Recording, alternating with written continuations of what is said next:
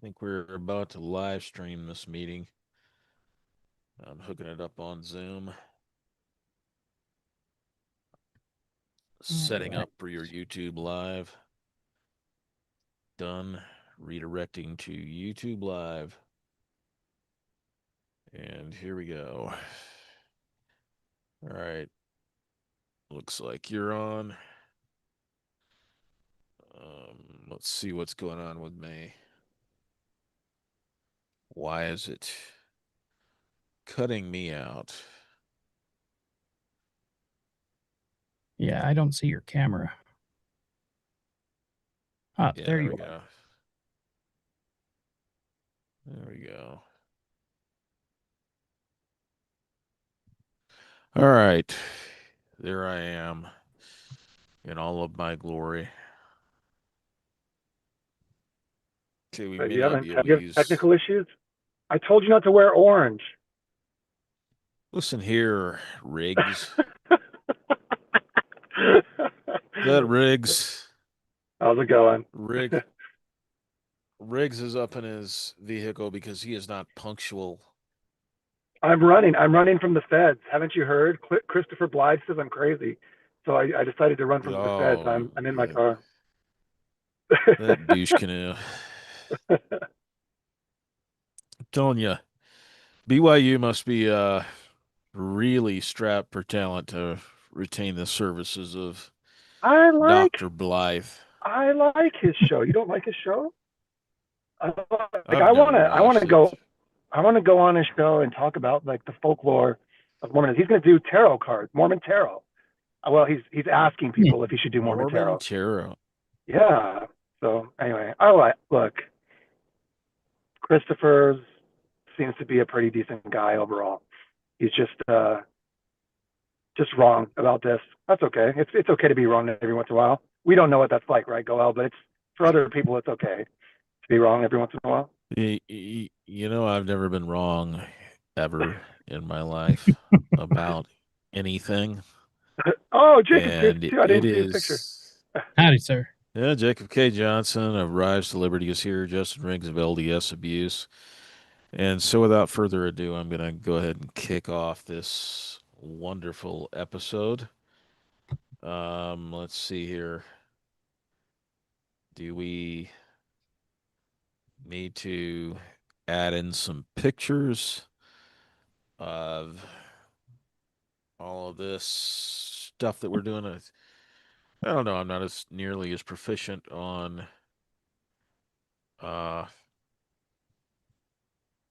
on Zoom as I am on OBS. Let's see here.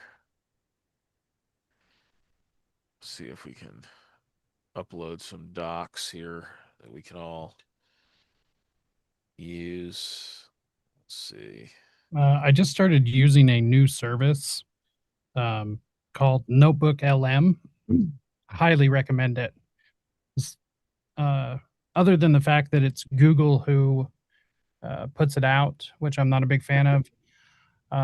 Besides that, it is an incredible service because it allows you to upload all of your sources, and then anything that you tell it to do, it only works off of the sources that you've uploaded.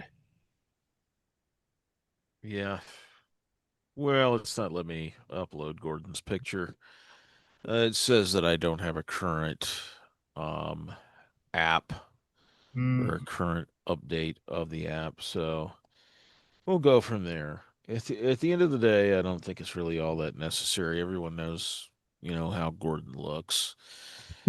And of course, I'd like to kick off this live stream with a completely mature examination of Gordon's personal appearance because I initially found it so hard to believe that this little hobbit was the High Council Punisher of the Church of Satan. I'm sorry, I can't be intimidated by a dude when he can't whip my ass. Um, and That's I why looked he at preys Gordon and on I looked people at, weaker than him. oh It's yeah, that's why he preys on little girls, Mhm. like Rachel, Eliza, and Catherine Hamlin are stepkids who are relying on him financially, or his biological children who are dependent on him financially to get their start in life, because that's the kind of guy he is. If you read his divorce documents, you understand that he ingratiates himself to people in order to obtain their confidences and obtain compromising information from them, which he then leverages to gain an advantage over him because Gordon's a piece of shit.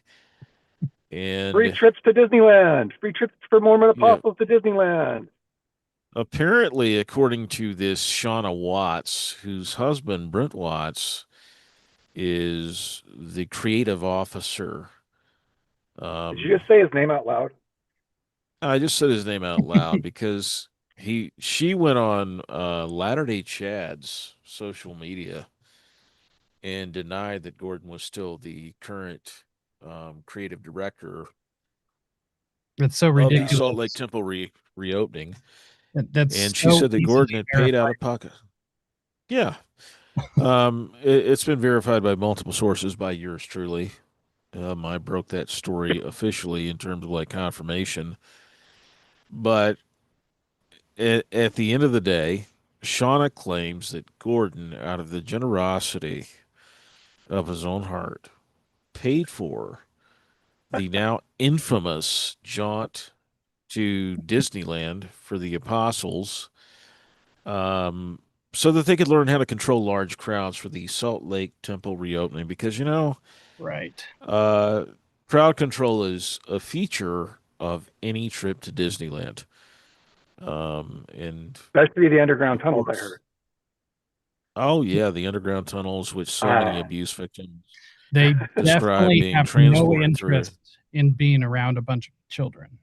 That absolutely not. Exactly. That's why you would not uh, go to Disneyland as an adult So, but without you got to children. tell, yeah, you got to tell people why Shauna Watts is important and why we should listen to her when she says, because she's not just some rando who shows up on No, people's she's not feeds. some rando. Her husband Brent is the chief creative officer, I believe, of Struck, which is the company officially retained by the Church of Jesus Christ of Latter-day Saints to oversee the Salt Lake Temple reopening. Of course, there are Struck employees who are undermining Shauna and Brent's narrative that Gordon is not present in meetings. So, I don't want to be at that within next the struck company meeting. That's going to be uncomfortable.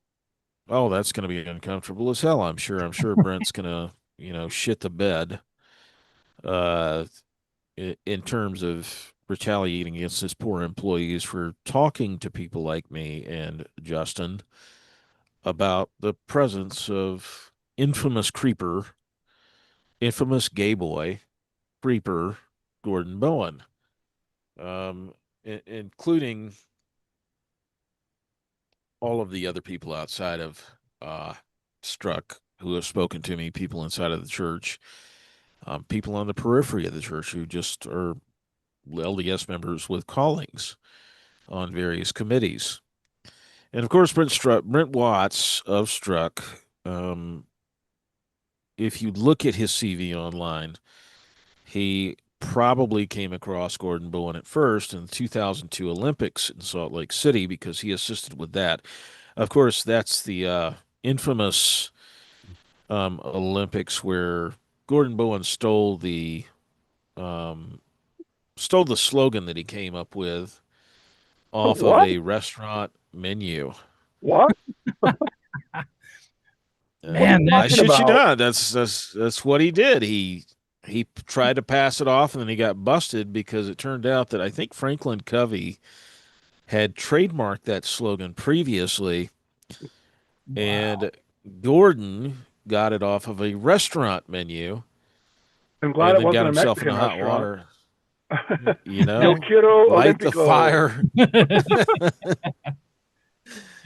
Yeah. Coquito taco. So if you also know anything about Gordon from following my reporting or Justin's reporting, he never meets a good idea that he doesn't steal and pass off as his own.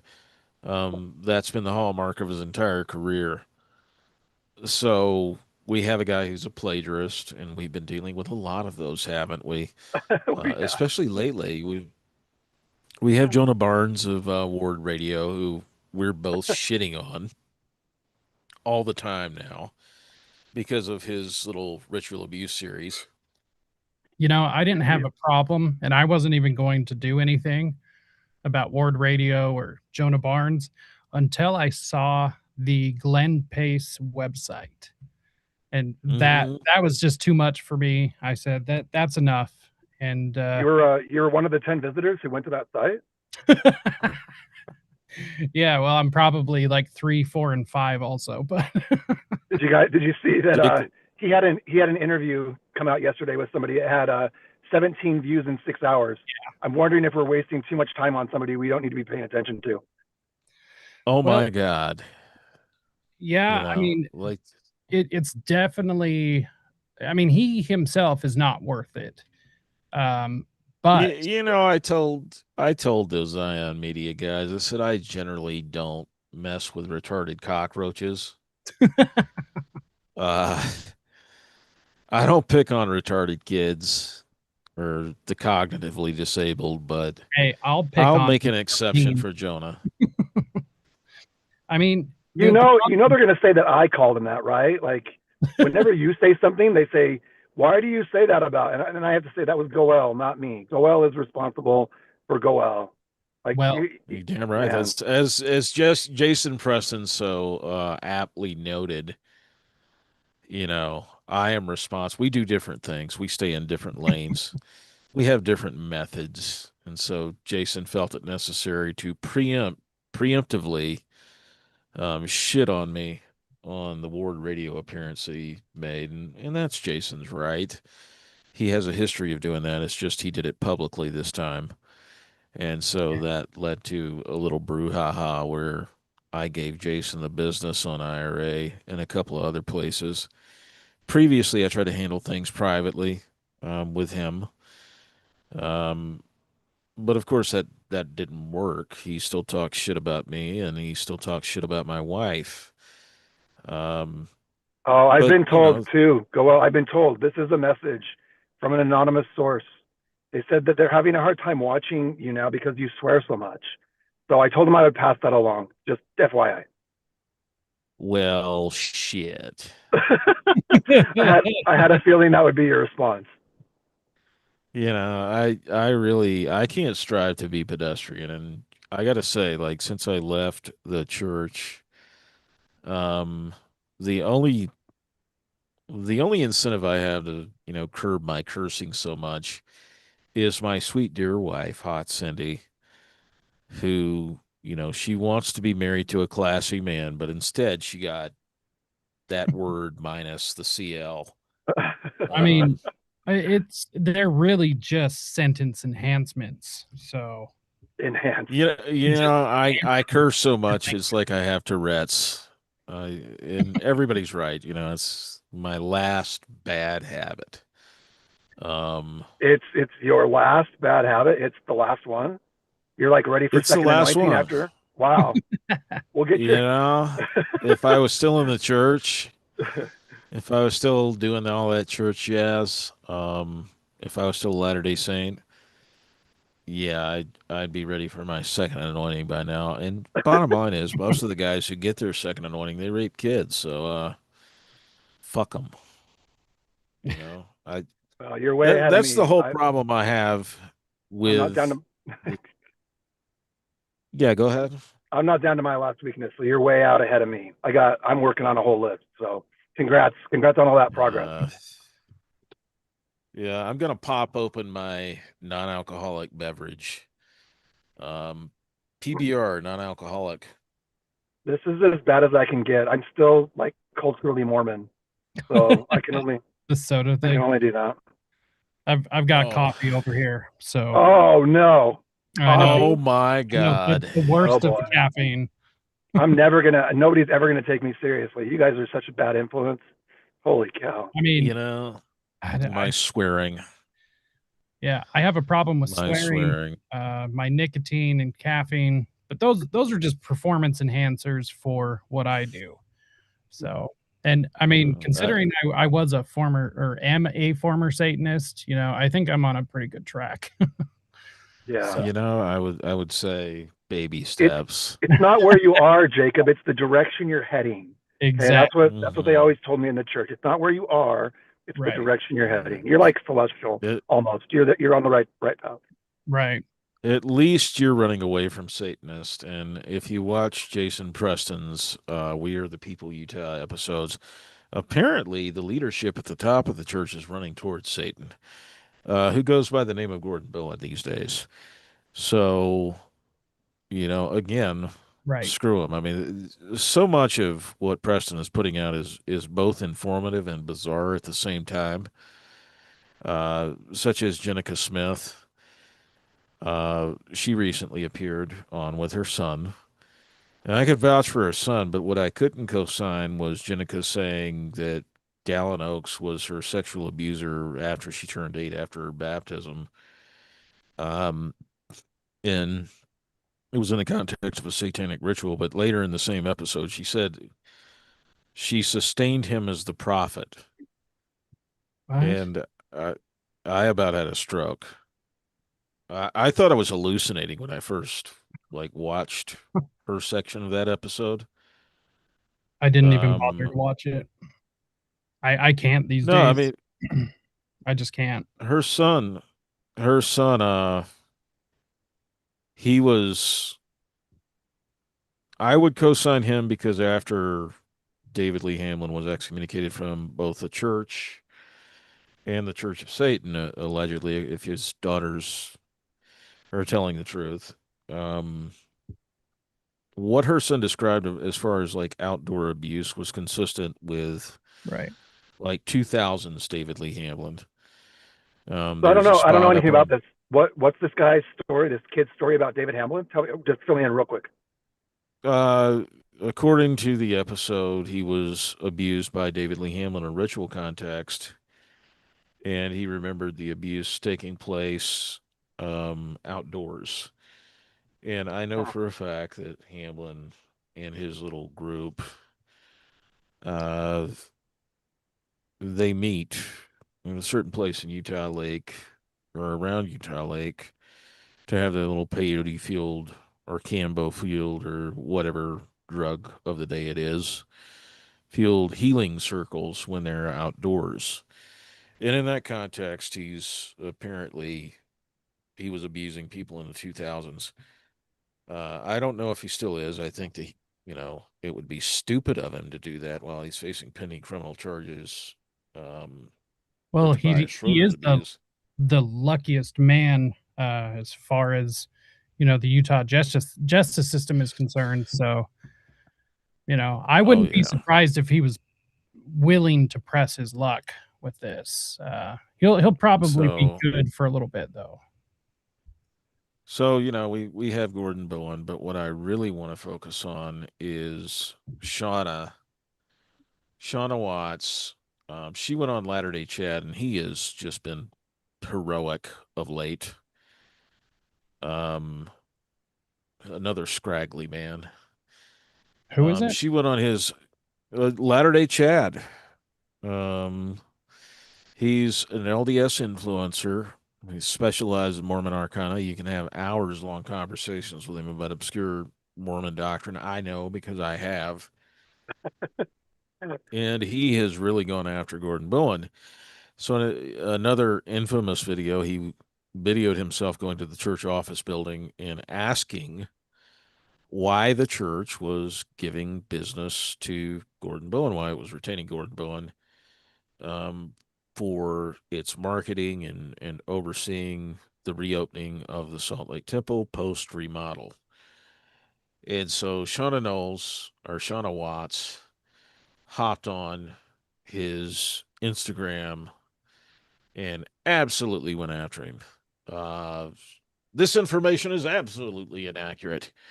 I know for a fact because my husband is one of the creative directors. Her husband is Brent Watts, the aforementioned creative director of Struck, the agency overseeing um, the reopening and its capacity as a marketing agency. Mm. And Shauna is his wife. And so she knows that Gordon is no longer, he's not involved with the temple celebration in any way. He set up a tour at Disneyland for the church leadership on his own dime so that they could somehow see how to control big crowds. I know for a fact that he has not received any money because the church, opens up its books to the likes of Shauna Watts. Yeah, that's a Brent and Shauna have Uh, long conversations at night about who's getting paid by the church. Don't. they are Hey, very well known for um, being open about their finances. exactly. And you can always trust Gordon Bowen to tell you the truth, even though he has like a 40-year track record of lying his ass off. I know Well, for a fact that he has not received any money to work on the temple open house. Gordon Bowen has the best interest at heart for the church, and then well, it cut that's out a bunch of emojis. oh Yeah. man, at least that that's wasn't the a scary lie. part. The scary part is if Gordon has the best interest of the church the way that Jeffrey Dahmer had the best interest for his home visitors. Yeah. Uh, Yeah. I think the rest of it it's says he loves the Lord, if I remember right. I've seen that bottom part of it um, he loves the from multiple Lord, which is sources. why he was excommunicated in 2003 for calling gay escort lines and molesting his kids, Yeah. among other things. Well, that's not very church-like. Um, Of Well, course it is. I mean, haven't you been watching We Are the People Utah and reading IRA? It's very church-like to sexually assault and abuse other people. yeah. It's Well, I it's mean, I'll tell you, extreme. I talked to both Shauna and Brent this week on the Mm, phone and through text. And I mean, I think what's happened here is really interesting. I told Brent like right away because his wife's online avatar is a picture of her and him. And so when mm, she got on there and spammed Latter Day Chad's feed there, I told him like, look, like everybody's gonna know who you are. Like the people that I work with, like they're gonna find out that she's married to you, like lickety split. So I told him, I'm sorry to Brent that he's gonna get dragged into this in this way, but like it just kind of is what it is because Shauna, I mean, she went full blast. She must have left 20 comments on that one post. ooh. So, but I mean, well, I'll say this. who I among think us hasn't been roped into deep shit by a wife? there's way more of that in this story than people have any idea. But anyway, that's for another time. But I mean, I think Brent and Shauna were both, Brent more than Shauna. Like Brent was very pleasant, very professional, very, Shauna was behind the scenes, saying we're going to give all this to Gordon Bowen and he's got a really good lawyer and you better watch out and this kind of stuff. But I mean, I think she's just, a little emotional about it. They're friends with Gordon, like fairly good friends and in sort of that circle. And so I understand being upset, but I mean, I think they're really sincere about what they're saying. I'll tell you what Brent told me, which is that according to Brent, Gordon Bowen brought Brent in for a couple meetings at the church headquarters at the very beginning of the project.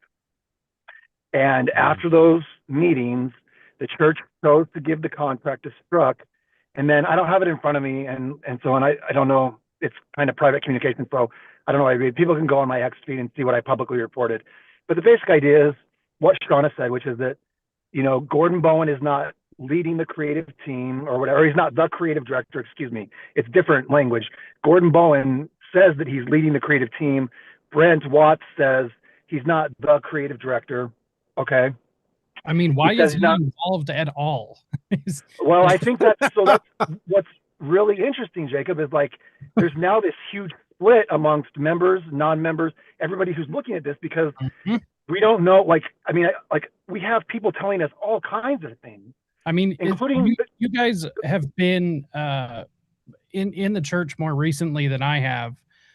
Is it common to spend a lot of time with somebody who was excommunicated for horrific reasons? Like, is that a common practice? Well, let's talk about what the word excommunication means, right, and what it's for.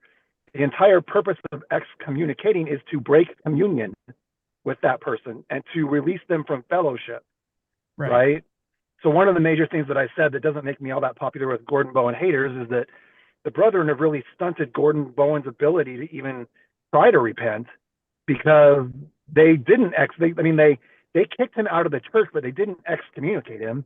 Like, not only did they not excommunicate him, they enriched him, right? I mean, Right. they paid him millions of dollars for some of these projects that he's worked on, and so in a lot of ways, like, I mean, Gordon Bowen, I said this many times, but like Gordon Bowen needs to be accountable for all the terrible things that he's done. But at the same time, so do the Brethren, who have like not 100%. even allowed the man the chance to repent because they did a pretend excommunication and then behind the scenes brought in a sexual predator to help change the identity of the church.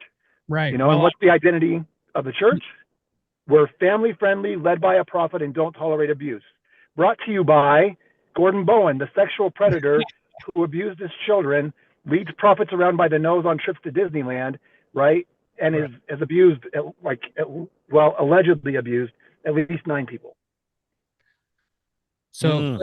let me ask you guys this.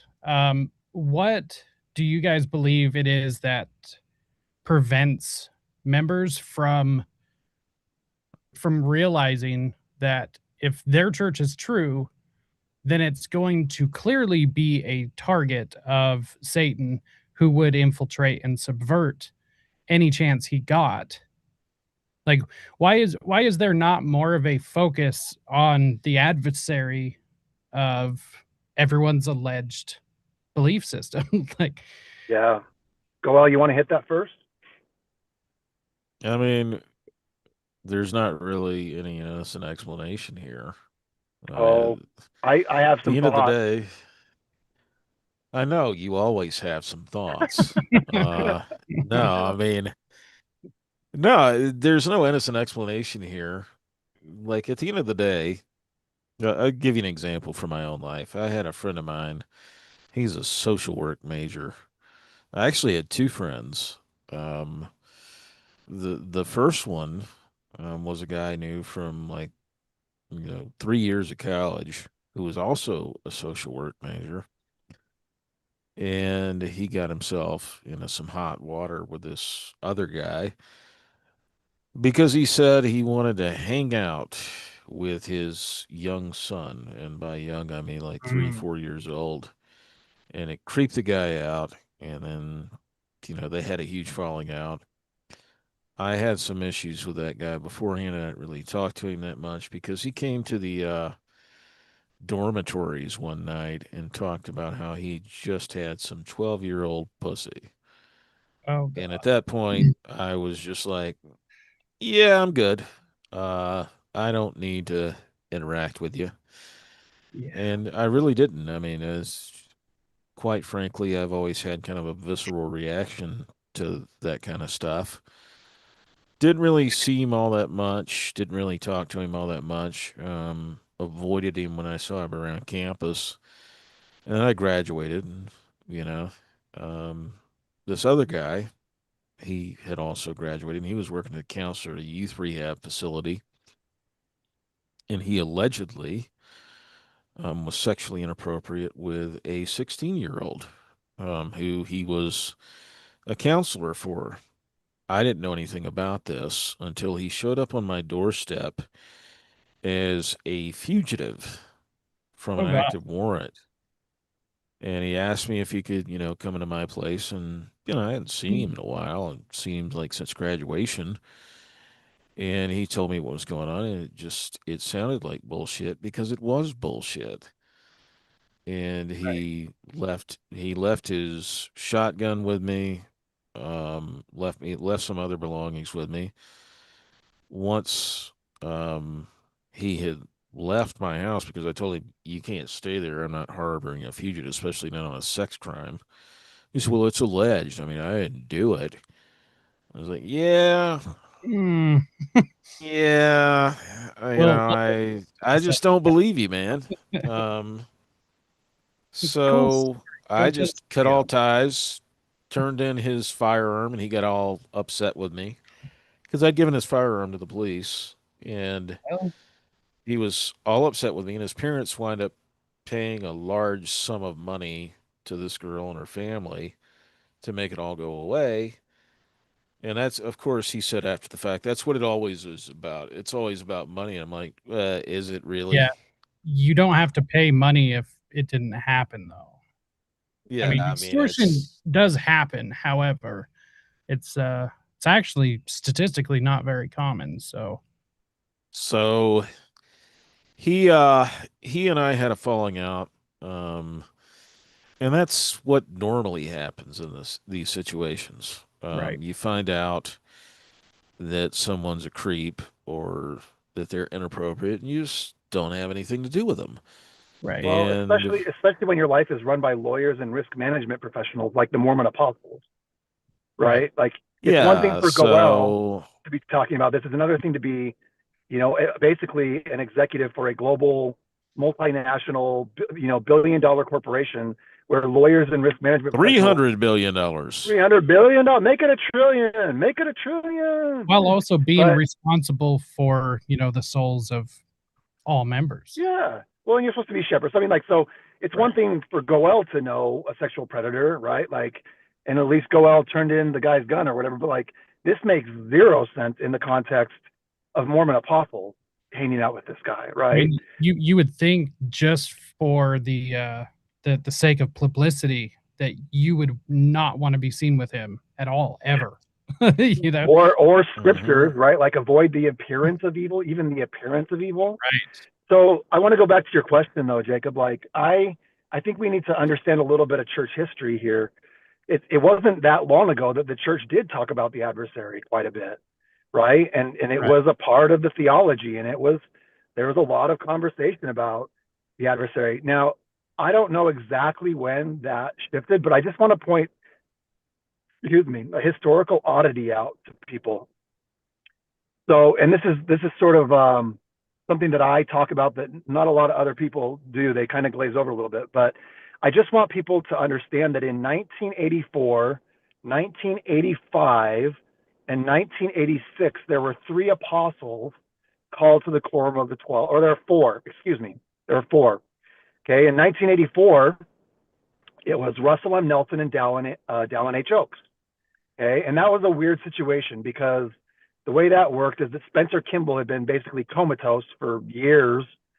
He was very, very sick, but apparently, the way the story goes, one night he woke up and he told his nurse, "Call Gordon B. Hinckley."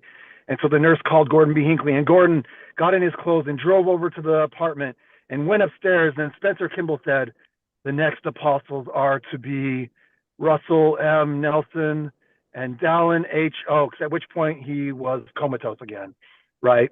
So no witnesses to this, Convenient, but this is what Gordon Hinckley says. right? Gordon Hinckley being friends with Gordon Bowen's father, Wes Bowen, right? And this kind of And a a thing. fellow degenerate. Yep. That's You that's get these two guys, okay? Then in 1985 you get M. Russell Ballard called, and then in 1986 you get Joseph B. Worsland called. Now, all four of those guys are fraternity guys, all four of them. Okay. Mm, Most mhm. people don't understand about Dallin Oaks because he went to BYU and there was no fraternity system per se, but they did have a group called, I always call them the bootlickers, but that's wrong. Gold Brickers? Gold Brickers. Sorry, Bootlicker that's my sounds bad. so much better. It's, yeah. It's the Sam Hall Society, but it's the same. And there's like you can still go look this up online. They still have, and they have their paddles where Dallin H. Oaks bent over and took it on the ass to be a part of Yeah, the whole this. fraternity thing, which Yeah, is weird. Like, yeah.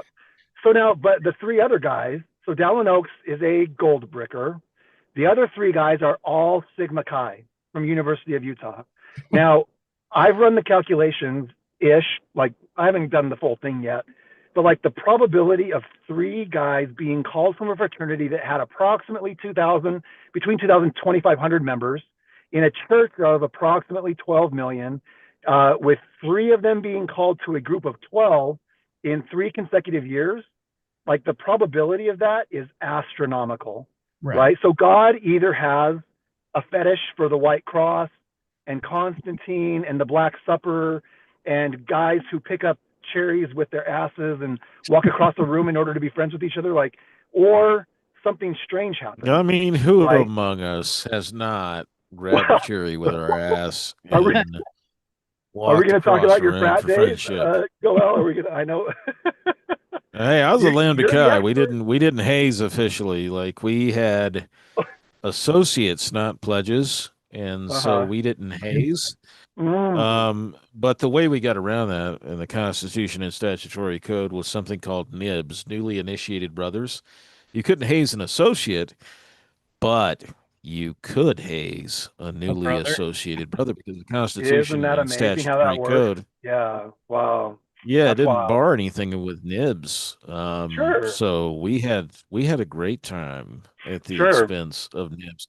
We didn't make them pick up cherries with their asses because that's gay, and Well, Sigma Chi does we that. didn't do I don't know about University we of didn't Utah, do but it. I've seen it. I've seen the articles. I mean, I can just think of so many better You things have I could seen twist my someone pick a cherry up with their Oh, ass, that is Rich. not what I said. I said I saw the article where the Sigma Chi guy described it in a reputable publication. You can find it on my X feed, okay? Just Uh, go from LD at LDS Abuse Cherry. I'm reputable. sure it'll pop right up. All right? So, I don't particularly want to read about guys picking cherries up with their asses because I am a man. I don't particularly want three Sigma Chi guys who took death oaths and partook of the Black Supper to be Mormon apostles, but it happened. right. And I'd say it was right around that time ish, maybe a little bit before that, when all of a sudden the idea of an adversary kind of dropped out of like general conference and the correlated curriculum. And this Right. idea that we were in a war fighting against the adversary sort of drifted into this, hey, Rotarian, right? United Nations, globalist, like, there are no enemies. We all just need to be friends, peacemakers, la di da, kumbaya. And so, like, I'm not saying that that's 100% the reason, but I would offer that there are historical reasons that the church no longer understands who its enemy is, Right. right? And members of the church No, can't I think conceive. the church understands very well who its like enemies are. The issue is the enemies have risen to high office in the church, in high callings in the church, and so the enemy now effectively runs the church, which is why the Right. leadership retains the likes of a certified pedophile and child rapist and alleged Satanist Right. And to me, by that the name of seems Gordon logical. Bowen. To me, that seems logical that that would happen if the true church exists on the surface of the earth. Then Satan would have a vested interest in being able to destroy any sort of an institution that was actually, making the lives of people better. So the pure like pushback from members that I've seen, I just don't quite understand it. Um, Well, it's like, they're in a hurry to secure their second anointing and their place in the celestial kingdom, so they'll be homers for whatever the church puts out there. well, it just seems Well, like and that, a bunch of possums hissing over touching trash. You know? I mean, it's that deep cultural conditioning can't be spoken of enough, right? Like, Right. there are very few groups of people on the face of the earth as deeply culturally conditioned as members of the Church of Jesus Christ of Latter-day Saints. And from the moment that you're born to the moment that you die, it's all about follow the prophet, follow the prophet. The prophets will never lead you astray, right? And so I get it. I understand. Like this, when That makes you sense. when you touch that, that's the third rail, man. And you're gonna get shocked. You have to be willing to take that because Right. it's just like you that causes so much cognitive dissonance in a member of the church's mind that they're gonna fight that to the death, man. Yeah. Oh, And I touch third rails for a living, and I've never been shocked. That explains the hairstyle, huh? Like, You know, yeah. This hairstyle is a result of my wife wanting me to grow my hair long again. So She lets me touch her boobies, so Oh, I'm not gonna go come out. on, come on. Hey man, Dang. it's within the law of chastity. It's marriage. Yeah, it Like just I don't know, it just seems odd to me, like, that there's not or that there is very little pushback against something so clearly evil.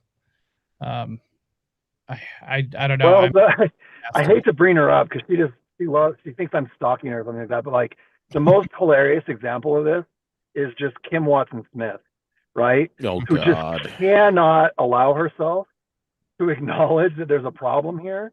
Like it's just the funniest, craziest thing I've ever seen in my life. And I don't want to spend a ton of time talking about Kim here today, but like she is like the prime example of a person who you could give her a list of 1,000 facts pointing to an undeniable conclusion, and she would tell you that the exact opposite is what's true if it protected the brethren and her fragile testimony. A You perfect know, little slave. yeah. And Uh, so That's one of the things that always just irritated me about Mormons, even when I was a Mormon, was this whole I have a very strong testimony of Brigham. I have a very strong testimony of this or that or him or her. And it's, well, the problem with your testimony is that you're full of shit. This person rapes people. right, Like they're I mean, you I've know, always just been I've been fascinated by this idea that you can have faith in something that's not true, right? Like when the scriptural definition of faith is what? Like in that which cannot be seen, which is true. But then you have a whole host of church members who want to tell you that they have faith in things that just simply can't be true, right? Like I show who are them you gonna here, believe, me or your own eyes? right? Exactly. So it's just like I don't understand. I don't get well, that. I can tell you this, that putting so much faith in something that comes from yourself, such as your testimony, as you mentioned, how people like to lean on that, that in and of itself fundamentally is satanic, because you're not supposed to worship yourself. You're not supposed to hold yourself up to that standard to where that's what's going to protect you. Well, you're Um, supposed to measure everything against scripture, right, and right, people just don't. I mean, in the church, like current revelation bears no obligation to conform to prior revelation, which is why the church gets caught in one contradiction after another. right. It is because they're not even following their own teachings. They just make it up as they go along, and once you get out of it, and for me, the Hamlin case was the beginnings of. I went through the church internally to try and get something done about this, and it was very clear, especially by the end of my time in the church in like 2024, 2025 ish, that they weren't interested in dealing with this. I mean, they were putting people who were in those Hamlin victim statements in positions as ordnance workers and temple sealers. I mean, Lincoln Kevin Kelly and his wife, Conrad Gottfredson and his wife, and ultimately, that's how the church operates. As long as you're from a certain family line, Right. as long as you're prominent and you benefit the church because you have a level of prestige attached to your name, they don't care. Well, They that they really don't bloodline care. stuff, that's also satanic. Well, it's technically Luciferian, but just splitting hairs. Hmm. But yeah, it's very interesting to see a lot of these beliefs that I'm very familiar with creep in to such a deep degree. Um, which is actually one of the reasons I decided to start talking about my experiences as a Satanist, because nobody knows like what Satanism is. Um, Everyone has like an abstract idea about it, um, but I've known Satanists, and I consider them to well, be there's just always an as exception to retarded the as rule. Well, I considered him to be just as retarded as your average We- Christian They're they're fundamentalist. retarded, but they're vindictive, which is the problem. That's what makes them dangerous. Well, that's like in high school. I had a buddy who wanted us. We were playing video games in the lower level of his house, and he wanted us to conjure up a demon. So he wanted Oh, us to yeah, do all it's this chanting and regular Friday night. incantations and everything. And I said to him, it just seemed so absurd to me. I said, you think the devil is gonna, poof appear in your living room or your den, man? Like, the devil wants about as much to do with us as everybody else does, which is nothing at all. He Unless it thinks means that we're a something to dork, we're a bunch of dorks, just like everybody else thinks we're a someone. bunch of dorks. That's why we're sitting here in your house playing video games because we can't pull any chicks. Right. The devil doesn't, and that's in my experience, that's where a lot of Satanists are coming from. And ultimately, like at the end of the day, I just kind of looked at Satanists as like, oh, you follow the Dark Lord, and they would get all pissy with me. But I mean, it's the same way that like Christian fundamentalists get pissy with you when you're just like, Right. that seems kind of gay. That I just mean, seems you're a I would. little too obsessed for my liking Right. with things like masturbation and porn. I had a guy ask me one time during one of my short-lived stints in like Christian college ministries. I found Jesus and I kept losing him because of his so-called followers. And this guy asked me if I struggled with masturbation. I'm like, struggled? I wouldn't say I struggle with it. I mean, what do you mean? Like how to do it? Yeah. I don't know. I'm pretty good at It, it. I was just like, I didn't get it. Like what is the question here? And that's a lot of Christians in that age demographic and Right. everything. They're earnest, but they're stupid. Right. And you're sitting there, I finally figured out how to talk to girls, so I really wasn't struggling with it. Right. I was struggling with something entirely different. It's called fornication, and like with an actual live girl. Right. And, it was, I had the same That can kind of bring a lot of jaundiced trouble. view. Yeah, I had the same kind of jaundiced view towards, occultist Right. as I had towards fundamentalist Christians who were quote unquote addicted to porn. I'm like, really? Like You're you just addicted to can't porn? stop.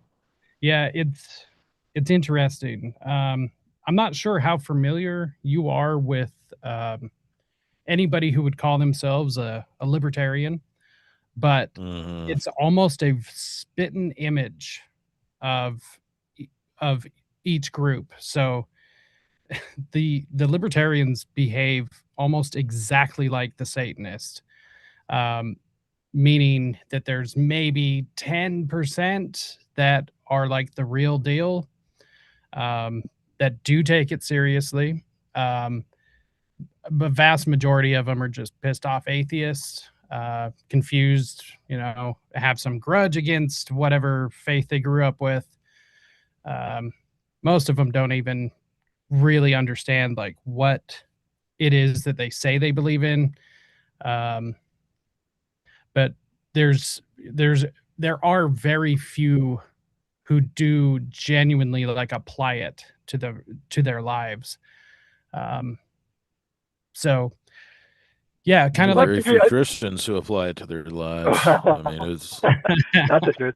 So, I mean, like that's interesting it's to me, Jacob. Like, what do you guys think about Bowen being a Satanist? Like, one of the really interesting things that's been brought up is Lynn Packer and what's his Damian Moore, who no longer likes me, have talked about how if you read Gordon Bowen's journals, he doesn't come across as a Satanist at all. In fact, he's very much, fighting for Satan, pleading with God for help, feels like he has a right, special mission with God. Now, we know that Gordon also has potentially, dissociative disorder, kind of a thing based on some medical evaluations that were done during the Right. divorce. But like, what are your guys' thoughts on Gordon Bowen and this LDS Church of Satan thing? Like, what, like, there seems to be some tension there too. I'm interested in what your thoughts are.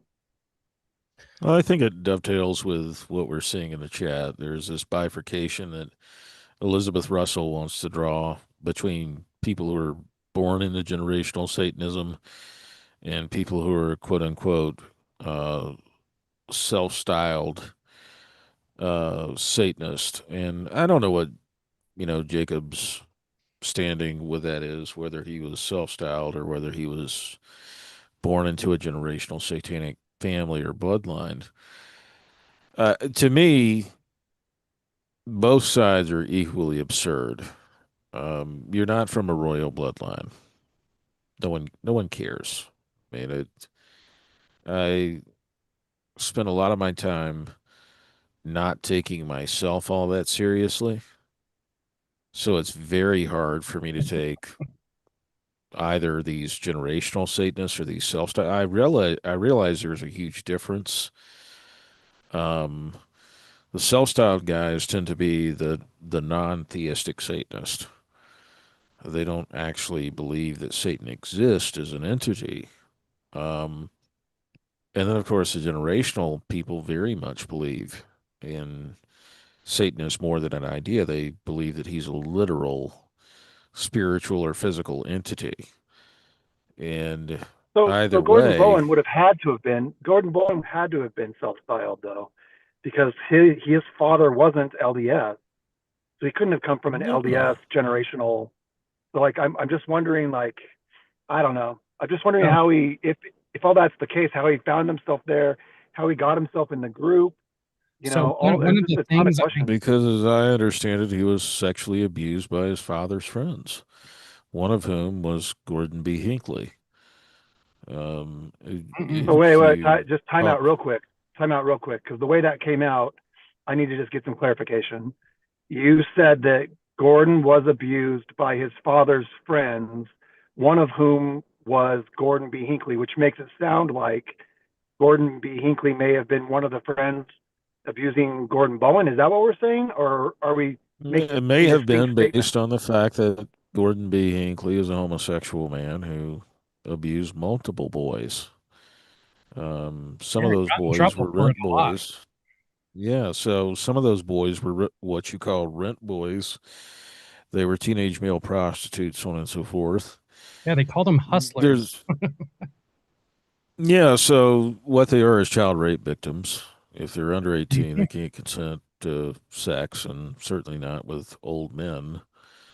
Um, at the end of the day, Wes was a sexual deviant, degenerate by all accounts, at least the people I've spoken to. I think maybe Justin has spoken to some of the same people. But at the end of the day, I look at all of this and say to myself, these are all a bunch of very silly people who need to get a job, need to have like better things to do with their time, and should have better things to do with their time, like your wife and your kids. And of course, they're doing that with their time. They're raping their wife and raping their kids. I mean, they're being sexual sadists. And ultimately, with Gordon, the way I look at it is the way I look at every other abuse victim. I look at the families of both victims and perpetrators because overwhelmingly, about 70% of the time, if they're under 6 years of age when the abuse starts, it's a family member who's abusing them. And between, you know, 7 and 12 and up, it's over half the time still. It's a family Yeah. member. Do we know how Wes Bowen and Gordon Hinckley got to know each other? Like, I've never really tracked that down. They were So, both at No. KSL bound, like they're both in the media space, right? Yeah, I mean, I can't put down a specific moment where they came across each other's paths, but multiple people have told me that they were very close friends and they were socializing with each other in the sexual sense. Yeah, I was about to say, you know what that means. Yeah, Well, I mean, they yeah, I parted mean, with it's each really other, and interesting. I don't know. I mean, so like, it's they for those who don't know the story all that well. If you're new to it, you have to understand that Gordon Hinckley and Wes Bowen were such good friends that when Gordon Bowen decided to get married, he felt not compelled. He felt like the person he turned to ask him to marry him was Gordon Hinckley. And he specifically says, hey, because of your relationship with my father, I felt it would be appropriate to ask you to marry me and Barbara Timothy, right? Then Barbara Bowen. And so, like, whatever that relationship was between Gordon Hinckley and Wes Bowen, it must have been fairly close because like that's the person that Gordon Bowen thought of when he got engaged was, who should marry us? I know, the prophet of the Mormon church, right? Because my the dad and great him were such good buddies. Right. the So this great wasn't a irony of it casual is relationship. that Gordon B. Hinckley couldn't marry them or wouldn't marry them because he was too busy presenting the family proclamation that same day. Um, which is quite ironic because Gordon B. Hinckley was a gay man. And the family proclamation stipulates that marriage is between a biological man and a biological woman. Um, and it doesn't leave any openings for homosexuality. So it's, Well, which again, you're just I just mean, sitting like there. one of the things I just don't understand at all is this idea, like what you'll hear from people who talk about this, is that the brethren were deceived by Gordon Bowen and they didn't know that he was a homosexual. And No. like, I just don't know how to process that in any way, shape, or form because like I watched 30 seconds of Gordon Bowen and like it's very clear that he's homosexual. But not only was Gordon Hinckley the one who was asked to marry Gordon Bowen, according to Lynn Packer's reporting, Gordon Hinckley was the one pressuring Gordon Bowen to get married through M. Russell Ballard, right? So the way that Mhm. story goes is that through Elder Ballard, Gordon Hinckley sent a message to Gordon Bowen, get married now. And then Gordon Bowen sends back the message when he writes the letter and says, hey, Elder Ballard came and told me, get married now. Like, I'm ready to get married. Will you marry me? And so, like, this idea that Gordon Hinckley had no idea that Gordon Bowen was sex, same-sex attracted, homosexual, however you want to say that, I just cannot get my mind around that. And then, like, same, I mean, like, there's over a dozen apostles. And this idea that, like, none of them have the discernment to see that this man is homosexual and that they are putting this woman in a relationship with a homosexual man, which never ends well. Not never, but like Or pure optic. statistically, yeah, very rarely ends well.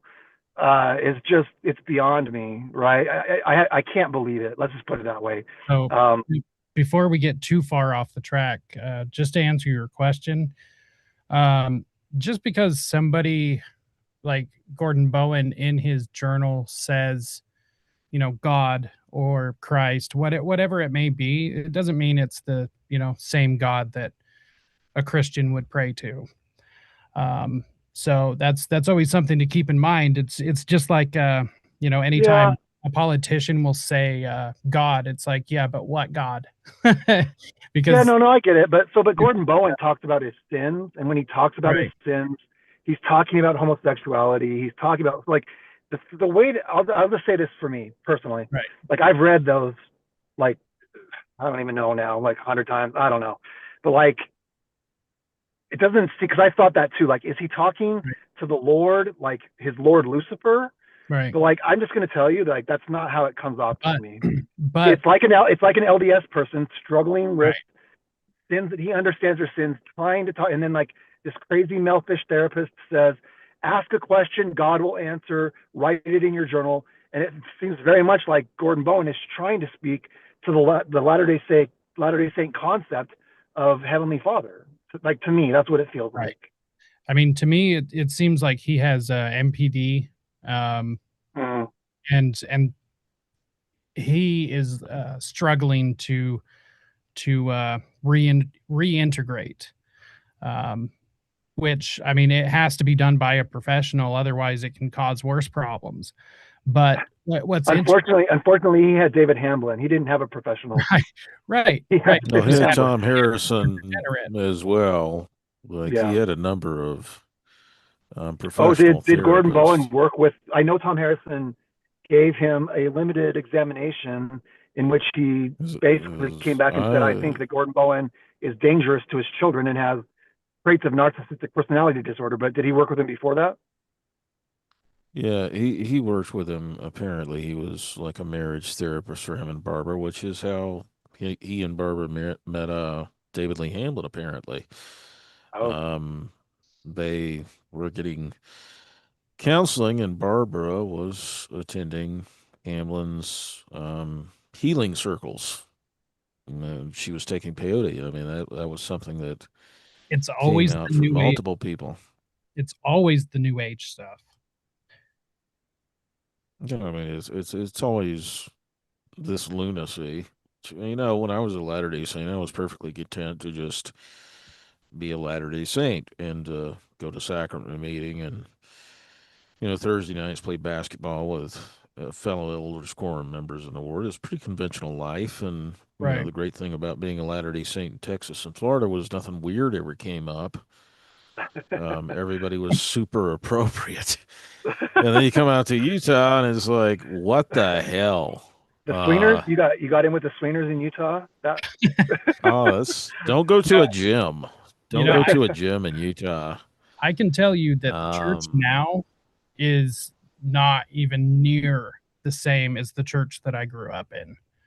Um, right. no. it's literally two polar opposites. It's I think we call that apostasy, Jacob. I think right, we call it apostasy. Is what we call that. right.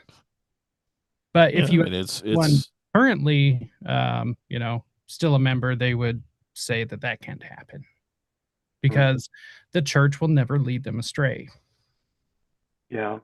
yeah, Well, I but mean, I'll just I tell you, don't I think appreciate. the church Go ahead. that's leading them Go ahead. astray. I don't think it's the church that's leading them astray. I just think there's a lot of perverts in the church, a lot of people who want to be members of the club but not follow any of the rules, Well, yeah, it's because they especially in support it. Utah. It's because the perverts will subvert things. They cannot create. They can only destroy. They can only tear down and change and subvert. They can't build anything. So this is why we start seeing the rot come to the surface uh, when it, if your finger's dying, you're not going to just leave it on there until your whole arm falls off. Like the the fact that there Uh, hasn't been any spring cleaning, so to speak, to keep things on the straight and narrow. I mean, But this isn't they are spring cleaning. They excommunicated me. They cut me right. off. That's Guys, that's their make position, your well, right? You that's what they've done make with your everybody that ever spoke out about this. That I mean, that's anybody who ever took a stand against this, whoever said members of the club should play by the rules of the club, right. they got rid of. Especially if those people talk publicly about abuse or sexual impropriety or corruption, so on and so forth. They get rid of them. But the people who, oh, they're on the path to repentance, they get rebaptized pretty quickly, year and a half, and then they go on, of course, to reoffend because pedophiles don't rehabilitate, sexual predators don't Mhm. rehabilitate. It's not the fact that someone like D. Todd Christofferson has a gay brother and a pedophile brother. D. Todd Christofferson isn't responsible for what his brothers do. We all have messed up family members, Right. and we shouldn't be held accountable for the fact that they're messed up. It's Yeah, the collectively, lying about it's it. not okay. Correct. Yeah, It's the covering up and making sure that people don't know the truth. I mean, I well, think and leaving children in danger. Like D. Todd right. Christopherson's great sin is that he knew for 5 years that children were in danger because his brother was a pedophile, and he was As a actively there in the church with access to children. So, I mean, That's what, and nobody gets that. And what nobody really gets is who D. Todd Christopherson's last set of victims was, and that's going to blow people away if that ever comes out. And I'm not going to say it because I'm just not. But like, if we got that right, if we've done our research well, No. Why what? won't you say? I just not look. It's all out there. You know what? You know what? Part of it is go out. I am really tired of people's laziness. Like it is all out there. Like we know where the people were that reported. We know where D. Todd Christopher, or it's not D. Todd, where Wade Christopherson was when he got arrested. We know all the hints are there. Everybody, like, it doesn't take a genius to figure out who it was that Wade Christopherson was talking to on the phone when he went out with, and this guy overhears him talking to his daughter. Anyway, all the hints are there as to who this was. And I'm kind of tired of being the guy who shows up and says, "Oh, hey, I did the puzzle," and then everybody's like, "Yay!" And then they go on with their life. Like, go do the puzzle Well, yourself for once. you just need to stop with the fatigue, Justin. Yeah, I know, You I just know. you need to stop with the fatigue. I mean, Muffin, it's so hard being you. No. I mean, I'm within just all not going to do it fairness, it's for the it is victims. a For the difficult victims' families, I'm not going to do it. We have a No. 90. I give it a 99% confidence interval that we know who those last victims, that set of victims was. And let's just put it this way: D. Todd Christopherson is going to have a very uncomfortable time at his next family reunion. I hope so. Yeah, we all hope so, but I don't think that his family is exactly uncomfortable with this. I mean, Well, Uh, and you it got is very you got one gay son, you've got one pedophile son. Obviously, something is off in the Christopherson household. yeah, that gene pool needs Um, some bleach. Um, I didn't say that, but oh, but Jacob K. Johnson getting spicy. I mean, there is the default position within Mormon culture or kind of just Utah culture in general that keep everything secret. It's it's that 60s mentality of it's going to embarrass the family or it's going to make us look bad. We don't want to deal with the consequences of it, and so we're going to just keep it quiet. And if you tell anybody, then we have an issue. yeah, Um, I mean that it Mhm. just hasn't changed. It's something that my family has dealt with. It's something I grew up with, and it's still here today. So It's yeah. I mean, it's exactly a why branding war. predators have. Yeah, I mean, it's exactly why predators have turned the mm, church into their playground right, because it's always swept under the rug. It's always covered Mhm. up. And of Yeah, course, that's they insane. believe through the magical priesthood power, they can lift their arms to the square and they can cure pedophiles and rapists. And you can't. Like, it's a No, sign. Anybody who's raised in this has been exposed to the truth. Anybody who's raised in Christianity, you've been exposed to the truth, and you make a conscious decision to reject it by abusing another human being. I mean And it there's your has to sign. be a birth defect, right? Like Oh, geez. No. maybe something environmental, combination of both, or I don't know. It's the fact that these people are sexually abused as kids. And so Well, that, there is during definitely their a lot. formative years when they're developing, and especially during, their sexual development, Right, this is what's normalized for them. And part of asserting control, and I say that as somebody with 25 years of experience dealing with pedophile networks, part of asserting control is to be the abuser rather than the victim. right, And so that's a huge part of why these people grow up to be abusers. right. It is because no one ever sits there and tells them, look, it's not a lack of power that made you, be victimized. The person who did this to you is what's the person responsible for it. They're a piece of shit. And the only person responsible for rape is the rapist. She wasn't Right. asking for it. Her style of dress wasn't an Are you invitation. trying to tell me that individuals are responsible for their own actions? That's damn right I am. Like that's the whole thing. I have somehow Talk about a managed hot take. in 48 years of existing as someone who's a sexual abuse victim at the age of 6. Somehow I have managed in 48 years not to rape or molest another human being. Yeah, And I'm telling you, it has just been so difficult for me to look at how unpleasant that experience was for myself and say, you know what? I don't want to do that to another person. Like, right. as annoying as I find people, as much as I really hate dealing with them, I somehow manage to contain myself. You chose And the non-punisher path, unlike Gordon Bowen. well, yes and no. I mean, sexually, I won't punish anybody. Physically, I'll fight everybody. We've all known my pugilistic temperament is oft lamented and well documented. It's a fact of my lore, but I won't sexually abuse anybody. Um, I won't physically abuse anybody unless it's like self-defense. They start it because I'm too pretty for prison. Um, like at the end of the day, like everybody should just, as my nemesis Caleb Prull says, govern themselves accordingly. And Oh, are at the you end of the talking day, about lawyer, that's Caleb? uh, yeah, the Benion's lawyer for the Yeah, people that I have his never met or son-in-law interacted or with whatever. outside of like, yeah, people I've never met or interacted with who got a stalking injunction against me because they want to regulate my content, what I write, to suppress the allegations against them. Like at the end of the day, you should govern yourself accordingly. And if you don't, you are accountable for the abuse you inflict on other people. Like Yes, it's just that simple. Nobody made you do it. The devil didn't make you do it. correct. Like I am so sick and tired of that shit.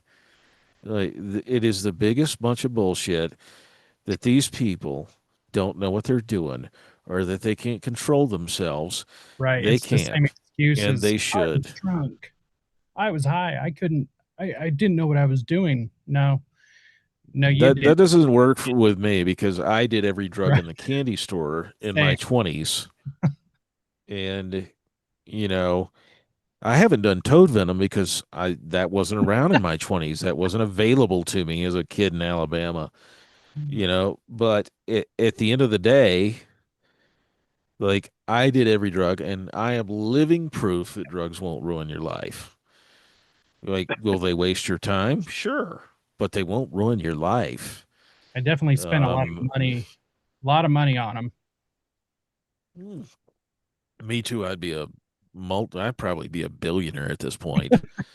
Um, at the end of the day, these people who sit there, they want to whine about it and they want to, they do it because they want to externalize accountability for their own choices.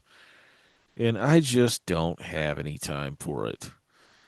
Like Right. at the end of the day, the church should insist on accountability for adults who abuse other people. Right. And Well, I Period. don't. that's really what this whole thing with Bowen is about, right? I mean, Yes. like you have taken this guy that we know does exactly what you just said, right? He takes no accountability for stealing people's work, for committing financial crimes, for abusing men and children, Being for, I innocent. mean, just like the list is so long. But whenever you hear Gordon Bowen speak publicly, it's all, I am here in the service of the Lord, and everything I do for the goodness of God, and da da da. And it's, I mean, it's just like, it's It's because he's crazy. a narcissist. It's like Yeah. a So genuine narcissist. yeah, well, and it's, I mean, yeah, it's just like the public persona. He is like, and the church refuses to hold him accountable, even in this case where potentially he's lying about working for the church, which is exactly what they kneecapped Tim Ballard for, purportedly, right? The whole thing with Tim Ballard was Tim is using the name of Elder Ballard in vain, and he's using it to increase his business opportunities. And then Gordon Bowen literally publishes, I am the creative director for the 2027 Salt Lake Temple Open House. And at the church headquarters, it's crickets. Same guy.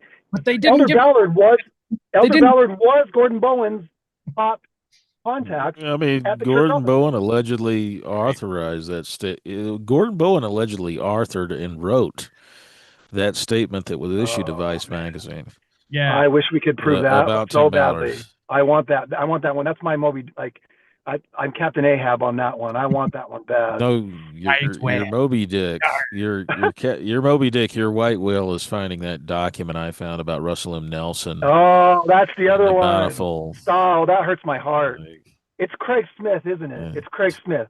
He's the one in the court documents that the lawyer, what was his name? Craig Vernon, wanted to depose Russell Nelson and Craig Smith. And those are the ones that they thought had interfered in the investigation. It's Craig Smith, huh? On the air, say it. I can neither confirm nor deny it, and it's not because I'm tired. It's because there's a binding NDA, All and right, the we're person going. who made me sign it is still alive.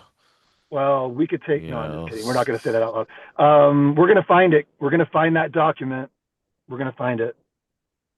I hope you do. I've been rooting for you to find it for about 3 years now.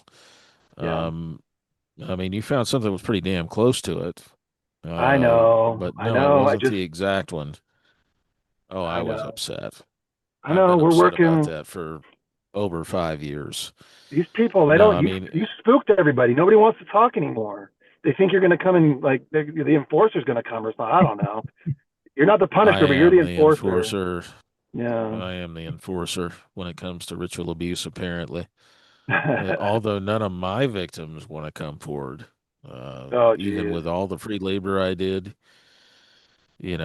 they I don't just want to had come this. forward. I I just mean, had this conversation today. That's a killer one. I mean, like when you put in so much blood, sweat, and tears, and then they want to end up. They're scared. I mean, I get it. I get it. They're scared, and I get it. And like we're going to protect victims at any cost. But man, when you are holding the document in your hand, that is like could sink the ship, and then you're told you can't publish that because the victim could be harmed. That makes for some long nights, man. yeah, tell me Right. about it. Like, Yeah. it's not that I take these people's version of events unquestioningly. I've interviewed 335 people. Only 103 passed muster. And that 103, what I mean by that is they didn't contradict themselves. They had their medical records, they had police reports, they had internal documents, like thing correspondence that showed that they had reported it both inside and outside of the church. And there was plenty of corroboration there. I felt strong enough about it.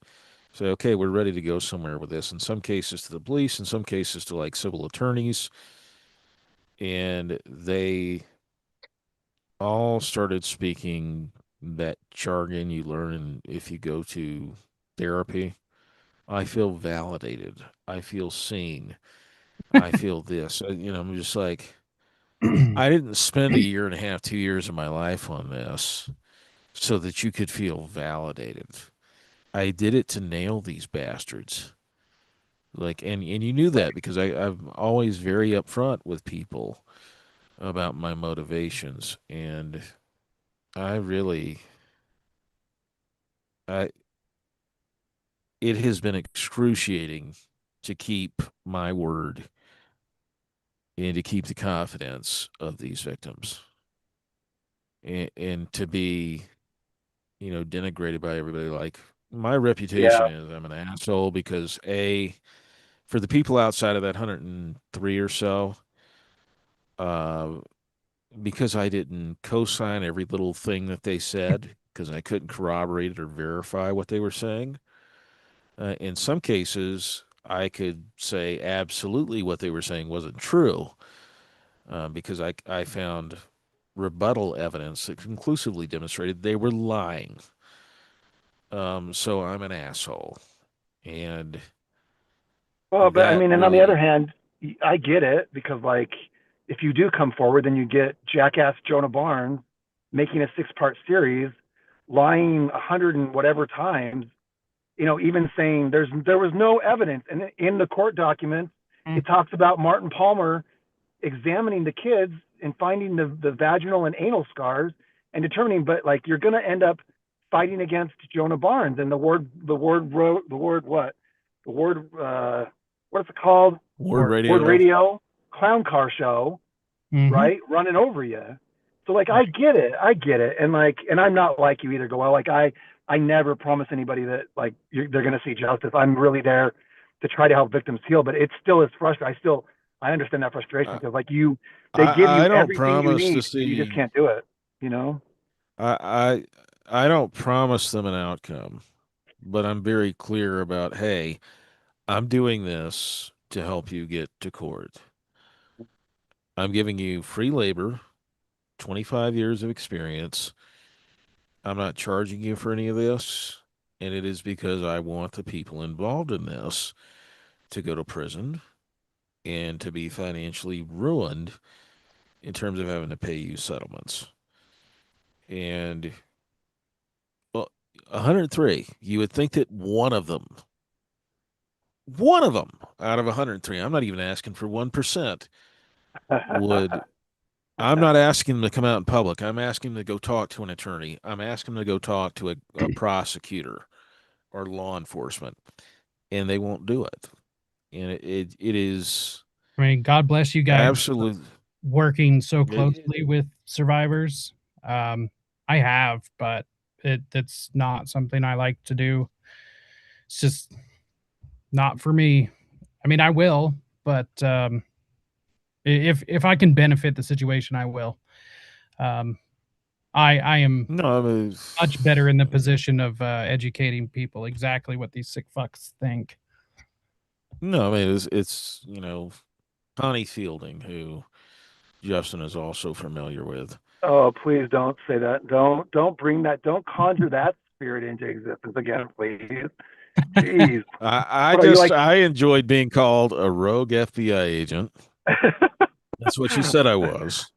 You uh, really That are I took hated by payoffs the from a mob family. I took payouts from a mob family, and to me, Staccatos. it's The like staccatos. It's all the staccatos. I'm not saying that I can't be bought. I'm just saying that to this point, no one has ever bid high enough, fair enough. and Man, I am taking bids. I am Connie. taking bids. I haven't thought about Connie Fielding in so long, Goel. That's one of the most heartbreaking situations because Connie has got some really great information. Like, and the whole thing where they Hmm. threw her in the mental institution is documented. Like, you got him dead to Yeah. rights. And then they made the guy the freaking young men's general presidency, right? Michael Hmm. Nelson, Michael T. Michael Nelson. That, Nelson. yeah. Yeah. So who's related to the Flukagers, right? Or whatever you say that name, Oh yeah. which is tied into the Hamblin case, right? So like, but Yeah. man, they just like Mike they and Rebecca ruined. Allen. Man, they like what they did to Connie is so bad. But you just can't work with Connie, unfortunately. And like, oh man, I haven't thought about that in a long time. But man, it's just like what the church does to people is so unconscionable. And like, and Connie Fielding is Exhibit 1A of like why the church is going to burn in hell for what they've done to abuse victims. Because I mean, from what I can gather, Connie was a lovely woman, right? And then they just took her and they just spun her Connie is still a and they lovely spun woman when her. she's stable. Yeah, Connie's still perfectly capable of being like totally lovely and totally intelligent. She's scrambled. She jumps all over the place yeah. because clearly she has abuse brain. But at the end of the day, um, it is it is excruciating to deal with her because she veers between being perfectly lovely one day and just being perfectly ugly the next. And it's like, I am on your side. I'm That trying is to help so you. heartbreaking. It That just kind of stuff really, makes me physically sick. Yeah. Well, yeah. I and then mean, it ends with Connie Fielding stealing cars and running across state lines, Right. and like, and so you're just, boy, that's like my heart hurts all of a sudden. I had not thought about her in a long, long time, but like she is the perfect example of why people will not come forward. They will throw you in a Mhm. mental institution. I have the article from the Provo newspaper about this happening. And it's hmm. Ruth Todd is involved, right? From the news. She's Yeah. the church spokesman. I mean, it's just like oh, you know who else? It's not Christian, not Clayton Christian. What's his name? You Goel. Who am I talking about? I can't Dang. recall at the It moment. it was a guy I who was on the know fast that. track to be an apostle, and from one of these, I'll remember it here in a second. But I mean, he's like the area authority involved. I mean, and they literally dropped her in a mental institution to rot. McKD. Yeah. No, I mean I mean, she's not the only one. I mean, this is a thing that they do to women who report abuse.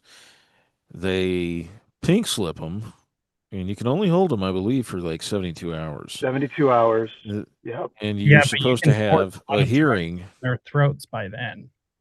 You can you're supposed to have a hearing if you go beyond that 72-hour hold. And the problem is all of these mental institutions and hospitals and psych wards never have the hearing, but they still hold them for days, if not weeks, if not months, until this person finally gets somebody. And by that time, they've been chemically lobotomized by all of these psychiatric drugs. And it is absolutely evil. I have heard this story over and over and over again. It is part of their playbook. And so when a woman, a Latter-day Saint woman, gets out of line and she credibly reports to her bishop or her stake president that her priesthood holder husband is engaged in abuse, like physical or even in some cases sexual, of her and her children, um, they circle the wagons around that priesthood holder and they institutionalize these women. And it really, really, it's not just Connie Fielding. Yeah. Well, and versus And Gordon Bowen, who 9 professionals evaluated, each of whom determined that he was a danger to his children and likely had severe mental illness. But instead of circling the yeah, wagons and getting Gordon Bowen into McKD, because Gordon has millions of dollars and, dare I say it, Jewish friends, according to the papers that the church put out, right? They, instead of circling the wagons yeah. and getting him the help that he needs, they just pay him millions of dollars and ruin his kids' lives. And his, I was just like, man, Well, the church whew, is also engaged in self-preservation there because here's the thing about Gordon. If what the Hamlin sisters are saying is true, there's an excellent chance that Gordon has compromising information about current church authorities. And as a yeah, result, by covering his ass, they're covering their ass. yeah, I can't. So, like, this Really is is really church interesting. destruction. Well, so here's the thing. This is what makes no sense to me. Dallin Oaks does not like Gordon Bowen. I testify to that in the name of Jesus Christ. Amen. Like, and yet the fact that Dallin Oaks does not like, he knows he's crazy, he knows he's evil, but even though he knows that, and even though Gordon Bowen is out there claiming to lead the creative team, like, Dallin has him by the short and hairies, pardon the saying, but he still won't do anything, which I think lends a ton of credibility to this Got to be some hypothesis leverage. that we've floated for a long time, which is that Gordon Bowen has significant leverage against the quorum of the 12 apostles and the first presidency of the Church of Jesus Christ of Latter-day Saints. Like, that window of that not being true continues to shrink day by day because Dallin Oaks, I can tell you, like, there's nothing Dallin Oaks would rather do than get rid of Gordon Bowen and never hear his name again. And yet, despite that fact, they're not doing it. And that is super sus, as the kids say, right? Yeah, don't say that again.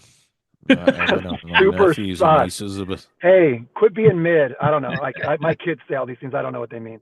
But what the hell, man? Um, 6'7", Goel, 6'7". It's a six. six, Oh my God. That um, skibbity toilet Ohio stuff. My nephew, I told him I will commit felonies if you say that again. Like, I don't care about CPS. I will, I'll buy you CPS new will be teeth, worried but about I'll me. knock them out if you say it again around me. It's so idiotic. I don't even understand what half of what comes out of their mouths. Nope. No, Well, that's how Uh, I feel when I interview with Latter Day Chad. Did you guys see?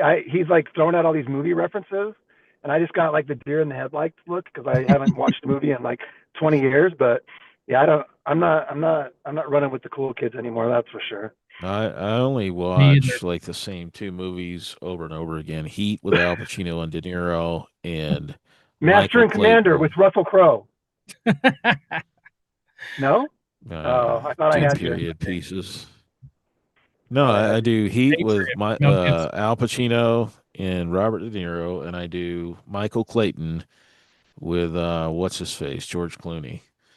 Whitney Clayton. Both That great was the other movies. guy in the Connie Fielding story. Whitney Clayton. Thanks. I appreciate you reminding me of that. Well, So I live to serve.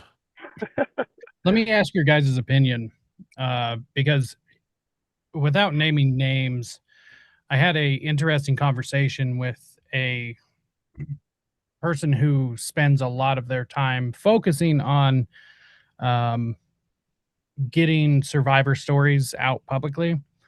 Um, and through just normal conversation, it came up that they have very uh, a very deep content for anyone that considers themselves to be a researcher, to the point that I was told um, all of us researchers should just sit down, because that allows uh, more room for survivor stories, and it's a mutually like giving relationship between people doing work to to validate the stories coming from the survivors, and the survivors validate the documents that this stuff actually exists and happens. But at the end of the day, if these people aren't willing to come forward, I mean, you can't force them, but what's the solution? Like, where do people? There is no solution. I mean, I really live and die by other people's contempt, obviously. Um, survivors, on the one hand, you give them free work and you help them prove up their stories. On the other hand, they do have absolute contempt and hatred for you if Right. you do not co-sign every little detail of their story. And if you find something to Right. debunk it, they absolutely lose it. It's not that I'm saying that they're lying 100% of the time or that they're even lying 1% of the time. They could just be legitimately mistaken because, Mhm. most of their story checks out. And I'm saying, here, you got a bunch of proof for Right. this, but you don't have any for this. In fact, you have proof to the opposite Right. and like proof that this is wrong. Well, if you Um, accepted and things and blanketly, or just that's what accepted survivors everything, want you to do. yeah, um, hell, that's what some other people want you to do as well. But um, it just seems like you wouldn't be you if if you just like blindly accepted things and just said, "Oh, okay," and then didn't challenge them. So, Sure. like, Well, You mean I you wouldn't wouldn't be an be you. asshole? I I mean, mean, I I think find it endearing, but I think the solution for me, Well, Jacob, you're is one of the few and the proud. I think the solution for me is that you just don't tie yourself to outcomes, or at least for me, like the outcome that I'm looking for is victim healing. And I'm not going to claim that like I've been fantastic at that. I guess I don't know. Like I get a lot of messages from victims, kind of along the same lines of what Goel was saying earlier, which is, "Thank you for listening. I feel heard. I feel like I can move on a little bit now. right, And as much as I want to see these guys pay for their crimes, if I just keep myself focused on victim healing, it's never enough. I never feel like somebody is so healed that I'm like, oh wow, we really did it, right? But even just to hear, hey, you got me through a rough day today. Like, thank you for listening. right, That's the only solution I have. Like I think Goel will tell you this. Like anytime I talk to another researcher, a lot of times they'll be like, well, we're going to get this law passed, or we're going to get this person thrown in jail, and I just always say, look, I cannot get involved in this if right, the outcome has something to do with the judicial system or anything along or the political system, because those systems are so corrupt, especially in Utah, that to tie yourself to an outcome like that is just begging to be disappointed, you know? So that's my answer to Right. that. Yeah. I mean, Yeah, so but that's it's kind of where I'm at. I am honestly just focusing on building a community to be able to get this information out there. Like I said, I've worked with a few survivors. Um, I am not of the mindset of let's just get all of these stories out as quickly as possible every single week. I think that is a massive mistake. And it's not actually helping anything in the long run. Um, and I'll stand by that. But that the information should probably get out about, you know, what are these red flags look like? Hmm. Uh, you know, what because the problem has persisted simply because people aren't willing to talk about it. It's always the shh, that this Yeah. is this is a black mark on the family. And it's like, no, no, no, no. We need to be able to say the words rape. Like, like it's uncomfortable. Yeah, sure. But we've seen what happens when we sweep it under the rug. That's not a great solution. So we need to get people comfortable with this information.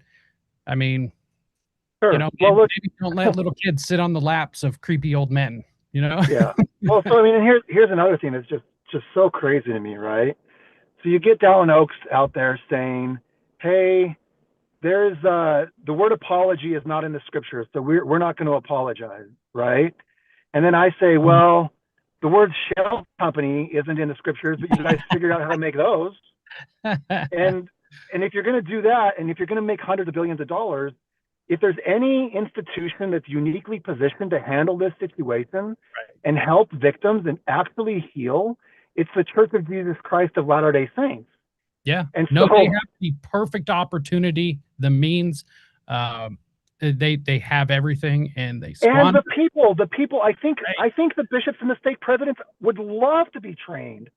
Hmm. If 1 in 3 women and 1 in 5 men in their congregation have been abused, as a bishop and a stake president, you are inevitably going to deal with abuse during your time serving. Right. And I've served with bishops, and the thing that they hate the most is that they have no idea how to handle the situations that come their way because they're never trained, because the people at LDS Inc. are too busy building shell companies and hiding tithing money. So, like, or take some of that because money, the quit people at buying real estate. LDS, Yeah, Right. quit buying real estate in Florida and get some training for these guys so that when Sister so and so walks through the door and says, "Hey, like, I'm really struggling because when I was 13, I was abused by a priesthood holder and I can't keep my life together," the bishop can say, "Oh, Sister so and so, I'm so glad you came to me. Like, the church provided me with trauma informed training, and we are going to help you spiritually, and we are going to get you the resources to get your the life church back in won't do order." that. The church Wow. won't do No, that I mean they need to be because investing back into the future success of the congregation as a whole. But you're right, they won't. they Why? won't do that because so Why? many of them. Because, Yeah, well, well, that's I don't know true. if you've been following the work and talking to the victims I've been talking to. It's because a lot of people in the quorum in the first presidency are themselves abusers. Like, and that's And the church true is a safe past, haven. present, and it probably will be in the future. At the end of the day, that's Right. why. Like, the reason you don't Touche. empathize with victims is because you're a damn abuser. Like, you're a piece of shit. Yeah, Like, they're I'm they're not the all most a bunch of empathetic guy. they're all I a am bunch not of the most empathetic guy. You could talk to either one of my two ex-wives. I am not the most empathetic guy. I pay bills. I I deal with responsibilities. I have been called emotionally unavailable by them and virtually every other woman before them. I am dead inside. But you know what?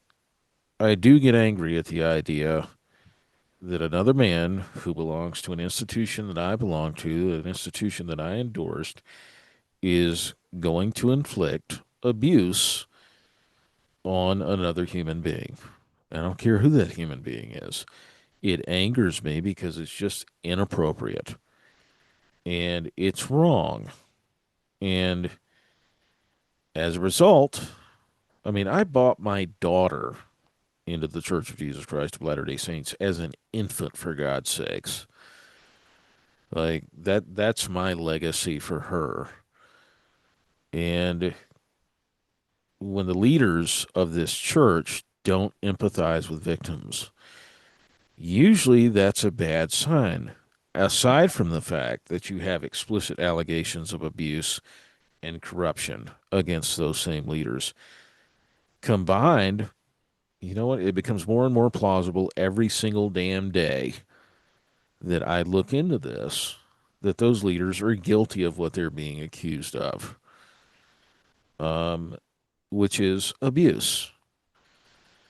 They're being like, they're Yes. not suing Jenica Smith. They're not filing a defamation lawsuit against Jenica Smith for going on Jason Preston's podcast and accusing Dallin Oaks of being her abuser. They're not doing that. But Latter Day Chad shows up to the office building to ask why they're retaining Gordon Bowen, and what do? They trespassing for what, 6 months? For the Prestons, they said that they couldn't come back for a year um, to church-owned property, which makes it virtually impossible for them to go anywhere in downtown Salt Lake because the church owns all the damn property.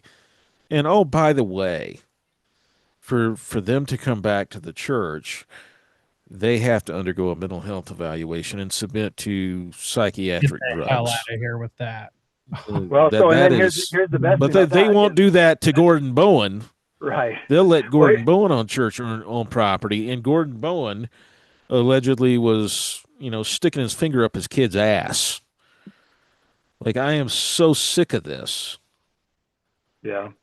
Well, I just it's there is no good explanation, and that's the thing. I mean, like the reason I am like a dog on a bone on this is that there is no good explanation for the church to be covering for this guy, Mm-hmm. and I want to know why. I want to know why.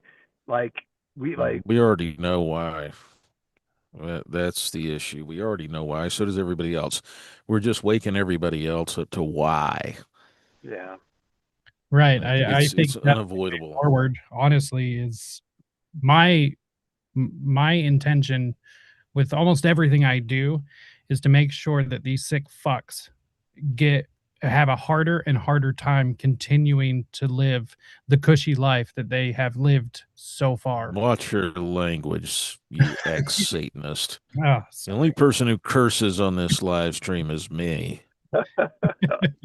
I'm working on a bad reputation. I will not have competition.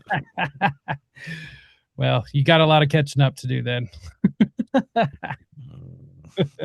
And well, guys, I got to get running here in about 10 minutes or so. I'm going to run out of gas, and the fumes. I think the fumes are Look at starting to affect me a little bit. Uh, look at look at Justin Riggs. He's kind of a big deal with his am Gordon I? Bowen courtdocuments.com. Right. Oh yeah, By the yeah. way, you pilfered a lot of those documents from me I pilfered and all one of those my documents from sources. you. What are you talking about? Do you Oh, want there's credit? Do you some want me that you didn't get from me. to? I would love attribution. I would love Okay, attribution because I'm I'll an put your name on the egotistical website. bastard. I'll put your name You on the know, website. Go well, fine. I'm an Jeez, egotistical bastard and I want he's been attribution, damn it. he's been badgering me about this privately, but now he got me publicly, so I have to do it. All right, fine. It's I tell you what, the next episode you can poop on me about April Daniels, oh, geez. aka Loretta Gale. You've I know burned you my have some sources. things. You lost me some of my. Okay, yeah. Don't let's not start there. Okay, all right. Deep breath. Yeah, let's Deep, fight. Let's that's fight. right. Cage match. Round Well, one. what are final thoughts, I've guys? already I've challenged Word Radio, Jonah Burns. If he wants to have a cage match, I would love to punch him in the face. It might not be the most mature thing, as my wife says, but I'm 48 and I'm only half of what I used to be. But you know what? The little bit of that series that I watched, which I responded to recently on IRA, It pissed me off, if I'm honest. Um, it's bad enough that these victims went through what they went through, but for him to sit here and say that it just flat out didn't happen, Hmm. that they Right. weren't abused, it's all implanted memories, um, is quite frankly bullshit. And he's not the only one doing that in that space. Cardinellis told Jason Preston on that appearance that Preston did, which, by the way, Preston sidestepped. Like Riggs was supposed to go on there. Yep. They didn't want a Riggs on there because Riggs would have Jason shredded had them. no business being in that position. Um, So Jason went on there, and Cardinellis said, "I'm kind of scared of that Goel guy, and you should be. You should absolutely be. That's why you'll never have me on the show. That's you're scared of Justin Riggs, and Justin Riggs won't punch you. I don't know. Justin Those Riggs is a guys, nice guy, I'm pretty pacifist, but those guys have pushed me to the limit. Like, I don't, if they would sign an agreement for like not holding me liable for damage, I think we may have. We could do a cage match. If you challenge Jonah Barnes, I challenge Carden Ellis, and we can do a double. It'll be like WrestleMania. I love that stuff. I grew and up on that's that the stuff. whole thing. Like they can have half of the ticket sales for a charity of their choice, Yeah. Oh, and Israel. They love Israel. They're getting so they can. they can sit there and like be a little homer for Israel and Netanyahu or Bibi or whatever his name is. They What can is have his their name? half of What the is revenue go to. Netanyahu's real name? I forget. Anyway, we'll talk about that another He's time. Polish something or other. Something Like or other. he's not Jewish. It's Malinsky or some shit like that. Something like that. I But don't at know. the end of the day, they could do that, and I will have my half go to Relentless Hope, the Oh, anti-trafficking organization that does EMDR and neural feedback and talk therapy. For we pay for that. For so if you don't want to donate to IRA, we've been begging for funds lately. You could donate to Relentless Hope, and you could help victims as opposed to my cheeseburger and cell phone data broker licensee subscription fee. You could do that, and they will not do that. But if they did, it would be so great, because I would love. You know what? I'll make a deal with Jonah. He can have what's his face, Jacob Hansen of Thoughtful Saints in there with him. I will Jujitsu beat both Jacob? of your asses. No, I will beat the shit out of both of you simultaneously. I don't know. Jujitsu Jacob is pretty tough. He's pretty tough. Yeah, He yeah. deletes We saw him he get deletes Ezekiel private choked by messages. Jacob Isbell. Jacob Isbell, Ezekiel choked him in like under a minute. Oh, Like it was just, it we was need an better. ass whipping. We need better adversaries. We need and like I just we want need them better to adversaries. even acknowledge me. So I'd be happy with that. We'll work on it. We'll Because work on it. Quite Cardin yes. So we begged have a SRA believer to bring him an ounce of evidence. I'll bring him all the evidence in the world. An But ounce, an yeah, ounce of just an evidence. ounce. Just an ounce. Hmm. no. I mean, I'll that's the bring him whole multiple thing is, ounces. I have been sidelined. Jason Preston has a new toy. It's called Justin Riggs, Oh, geez. and Here we go. Here we Another go. person that will never acknowledge me. I haven't even talked to Jason in like a month. What, like, I'm uh, sorry, Goel. Maybe, okay. no, I mean it's fine. It's fine. You're his new shiny toy, and he Well, wants to I just take you want you, out we and love play you with and we you. appreciate you so much. We're so grateful for you are the godfather. Okay. You're the No, godfather. at the end of the day, we have a question in the chat from Latter Day Chat. What is Kwaku, whatever his name is? Kwaku L is what he called himself. Uh, he hates Israel, and he's the first person I heard about Hamlet from, and we have screenshots of him saying this stuff is real. He just scared to lose his brand. I don't know. He's a Democrat, and I don't respect Oh, Democrats. Okay, he's not very warm up in this area. I had a I really mean, great conversation with Kwaku a couple of years ago. he's all in privately, man. But he's cucked by Cardinellis, and Cardinellis is cucked by Israel, and everybody's got skin in it, right? I mean, it's the same reason that John skin to Lynn won't jump in, right? Like it's the same. I mean, like none of these people will jump in because they're afraid of getting sued. They're afraid of losing income. It's just, it is what it is, man. It's like Well, I don't have journalism any is dead, income right? from this, so I know I'm what I'm not saying. worried about it. Yeah, You I don't. can't do that. You can't You really can't take do that. anything from me, but I know that I've got truth on my side, and I'm also just relentless. I'm like a pit bull that just won't let go. So, I mean, I mean, the very finest thing I've ever heard about Kwaku is that he hates Israel. I can So if that's the case, I mean, I'll have a non-alcoholic beer with Kwaku anytime, because I Kwaku hate was my Israel. handler. Kwaku was my award rate when I was all over those guys and getting a ton of traction. And all of a sudden, I got a text from Kwaku saying, "Hey, let's talk, man. Let's talk. Just calm down, man. I know you're right about all this. I have sources, man. Chill out, man." So he was my handler. He Yeah, did a good job man. too. He did a good job.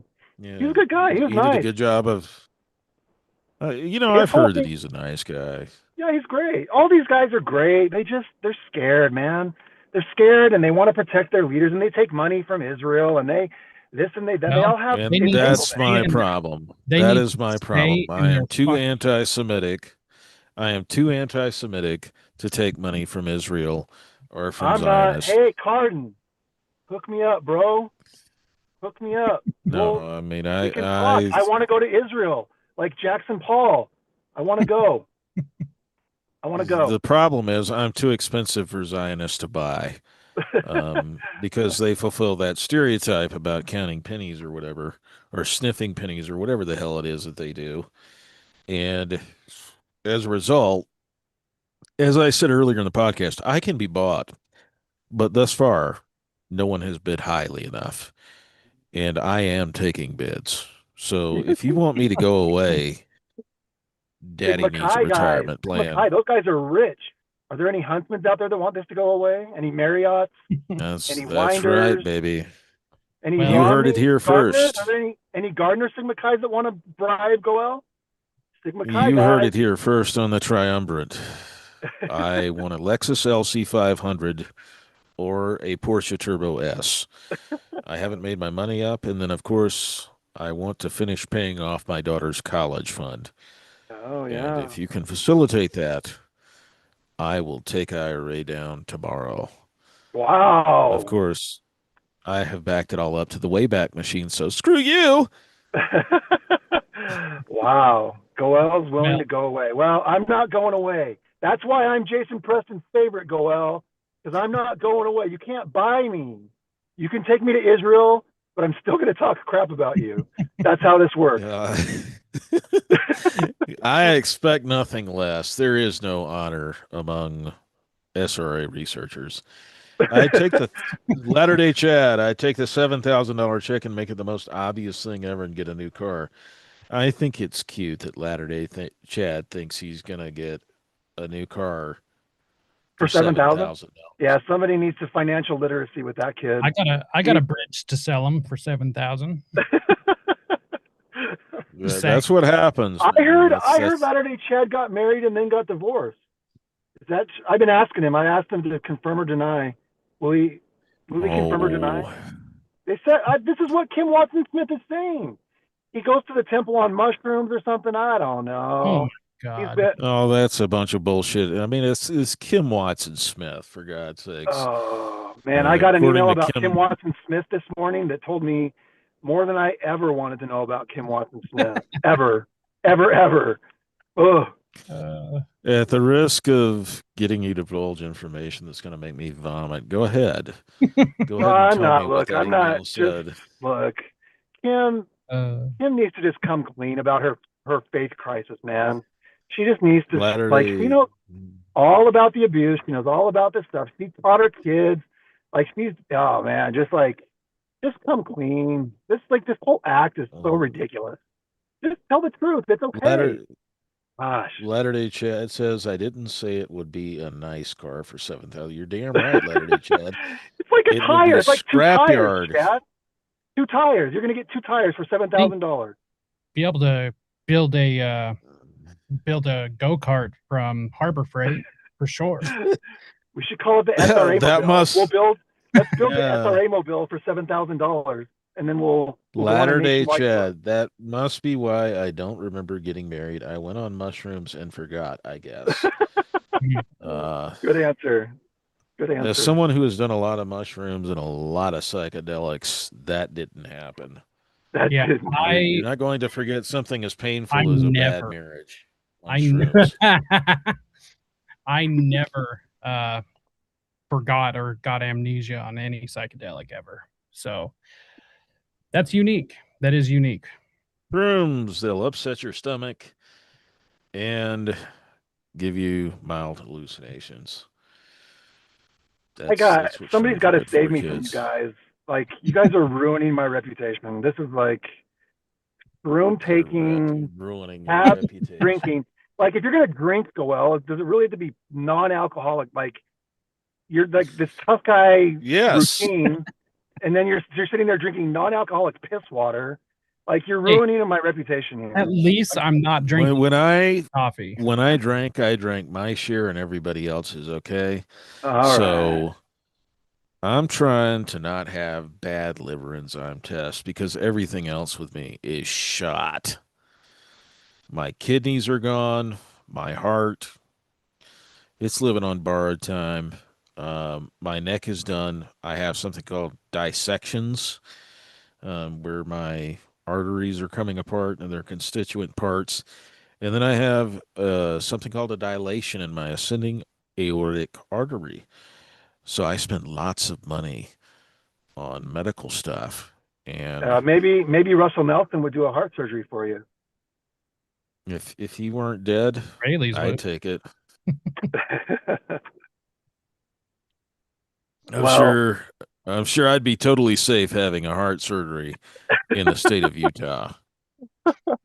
Sure. nothing, I'm sure nothing could be safe. I'm sure there's a bounty on my head Yeah, with all I these think I would feel cardiothoracic surgeries. I think I would feel more comfortable driving you all the way down to Mexico.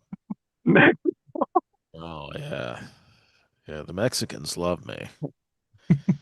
I'm very I well gotta, loved by the Mexicans. I gotta bounce. But as always, it's been real. Thanks for having me. Mm, Good yeah. seeing you, brother. Me and my non-alcoholic piss water will do a closeout for All right. Riggs. Don't say anything bad about me Yeah. when I leave. I hate it when you do that. Where's the fun in saying good things about you when you leave? No, don't do that either. Just leave me out of it. No, no, absolutely not. This has been the Triumvirate, episode 102. Justin Riggs has to leave because he's a pansy and he has obligations. Uh, and then, of course, I'm left with Jacob K. Johnson, former. What, Sorry. weren't you like a libertarian candidate? Yeah, twice. I actually Twice. I almost won the first race. um Well, because that's kind of the libertarian motto, isn't it? I almost won a race. yeah, but I didn't put as much energy into it as I should have because I actually didn't want to win because I was already chairman of a county party. I was communications director for the state party. Was also involved on several Who the like hell does the Libertarian Party communicate with? surprisingly a lot of people. So it was actually really great when I was doing it because I'm super competent. However, um, when I get handed a bunch of broken tools, they can only go so far. Well, So that's what the Libertarian Party is. It's an assembly of broken tools. yeah, Uh, yeah, and it's usually broken because somebody decided to take their clothes off on stage in front of C-SPAN, and then that's what libertarians holy are known shit! When did for. that happen? Oh god, that was 2012, I think. You can find it on YouTube. Like did it in front of It was. fan. They have Gary Johnson then. No, it was right before that. It was right before Gary Johnson's first run. So, but it's like is just absolutely ridiculous because nobody I know was actually proud of that moment. The only ones that, and I can count on both hands, all the ones that were, um, are literally this like bottom of the barrel when it came to that side of the political aisle. Um, they weren't very welcomed because they were more of the just like hedonist, like just do what thou wilt, man. And it's like, no, Oh, that's not libertarianism, that's libertinism. So stop giving us a bad name. But they screech of louder course, than of course, libertarianism is libertinism. You guys were like, you had homosexuality, like gay marriage, in your platform in the 70s. You not know, actual libertarian value though. well, I, So when I went to Reno, guys, we voted it out of the party platform. So just saying. uh, you went to Reno. You said, Hmm. Yeah. Yeah, don't it was don't they have actually like whorehouses in Reno? yeah, it's Nevada. But they're not Yeah, in Reno, they're outside of Reno. Um, I mean, within all fairness, we have whorehouses here too. So yeah. Well, that's David Lee Hamlin's residence will not be designated as a whorehouse while I am a host of this show. yeah, it's honestly, it was like the first big trip me and my wife took together. So it was a blast. I mean, party stuff was fine and all. We just went and had fun. So that was pretty much it. So Yeah. glad I did it. Wouldn't do it again. Yeah, I turned on C-SPAN in like 2000, and there was the Libertarian Convention, and what was his name, Harry Brown or whatever. Right. I just thought, man, if this guy was on stage at the RNC, he would kill. Like he can speak in Right. complete sentences. He doesn't come across as like a complete idiot. And of course, who was the nominee that year? W. Mhm. Well, we must Yeah, ask it's ourselves, is our children learning? OBGYNs must be free to practice their love with women. right. Like, I just like that Fool guy. me once. Shame on you. Yeah. Like, yeah, I mean, so I worked in the party in the Libertarian Party. Let's see. I had like seriously dedicated myself to being able to advance what I saw as an opportunity because technically I'm not a libertarian. It's just the closest organized political party that I relate to. Um, We all know you're an anarchist. and an ANCAP actually, Yeah. unregulated capitalism, but actual capitalism, not corporatism. Um, but I dedicated myself to it, and then eventually, when the convention went to DC and the nominee was voted on that time, and we, as collectively as a party, got screwed over by the people in the party that weren't very welcomed, the raging leftists that want to just turn it into a giant orgy, basically, elected the gayest man possible, literally. Um, and not And who because was he's that? homosexual. Chase Oliver, the one who was No. the one who was accepting of child transitions, uh, at least the like So a pedophile. medical. I mean, supportive of them, which in my opinion is like the same thing. Um, Yeah, I had such a weird experience because we were talking with a political consultant, my wife and I, and this woman, she started talking about minor attracted persons and oh how they God, went up. They I went ran. up to the Utah legislature and were lobbying the legislators in Utah. And I thought to myself, you do realize who you're talking to, right? Yeah. It was Right. like she was defending their right to mobilize politically and lobby their elected representatives. And, based on what I knew, I was like, well, they truly are their elected representatives because a lot of them like the same thing. Right. Right. Diddling kids. I think they can, form their own political party in a cage before they're disposed of. But I I don't want think these what's people going to know. on in Northern Ireland is what needs to go on with pedophiles. Like 100%. we just need to burn them. Yeah. We need to go to the Zero sex offender tolerance. registry. Hmm. Yeah, this Zero tolerance. is it's gone far enough. I Yeah. honestly, I mean, the schools are uh, filled full of them, and I'm fine with abolishing government schools to begin with. I mean, it's the government; they have no business running schools. Um, but now that they do, you are 100 times more likely to be sexually assaulted in a school than you are at a Catholic church. That's crazy. 100 times.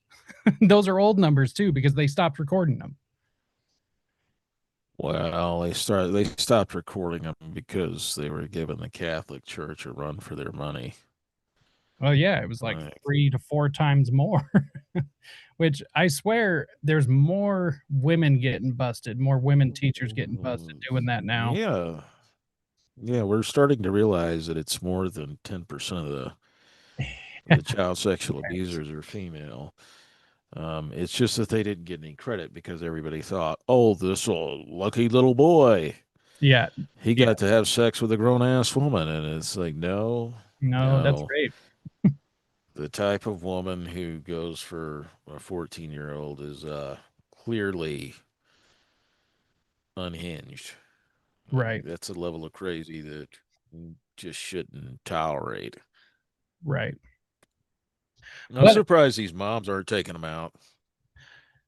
right. I mean, so when I was running my campaign, I actually did speak to a lot of moms because in the district I was running in, that was the like voting demographic that I had to appeal to, stay-at-home moms. And I was actually really liked because I was a big proponent of homeschooling, and they were all in favor of it. I'll Mm-hmm. tell you who wasn't though, the teachers union. Definitely got some No. people yelling at me about that, but it was hard to pay attention with the purple and blue hair and stuff. So, you know, it was distracting. Plus, it was like meh, meh, meh, meh, squawking. So, um, it is kind of interesting. The people who have sway, as much as I don't like to admit it, the teachers union has quite a bit of sway in this state, are always led by people who push um, just ultimate tolerance for tolerance sake. And that's insane. That is an insane suicidal uh, position to take. It- That's what these ideologues do. I mean, it's unions by themselves are not all that bad as long as they right. represent the rank and file, like And ordinary also, if they can be disbanded, laborers. like, No, the problem is like all of these left-wing communists, entrench themselves in the union right, and they're just freaks. Like they're just right, weird. Your average teacher isn't a freak. right, Like they're not into all of this stuff, except in like the major metropolitan areas like Salt Lake. Though there's some freaks there, but your average person in like Payson or Salem or whatever, that's pretty right, normal, conventional, middle of the road people. And do I really blame them for wanting to make more money? No, I mean everybody wants to make more money. That's why it's money. right, Um, but the people I have a problem with people who want to tell other people how to live. right, I think the government should just stick with roads and bridges and national defense and police, fire, that sort of thing. Um, Right. I'm fine with just a very basic enforcement of contracts, prosecution of fraud, and at the state level, prosecution of violent crime. So if you harm someone physically or you harm their property, guess what? You go to prison.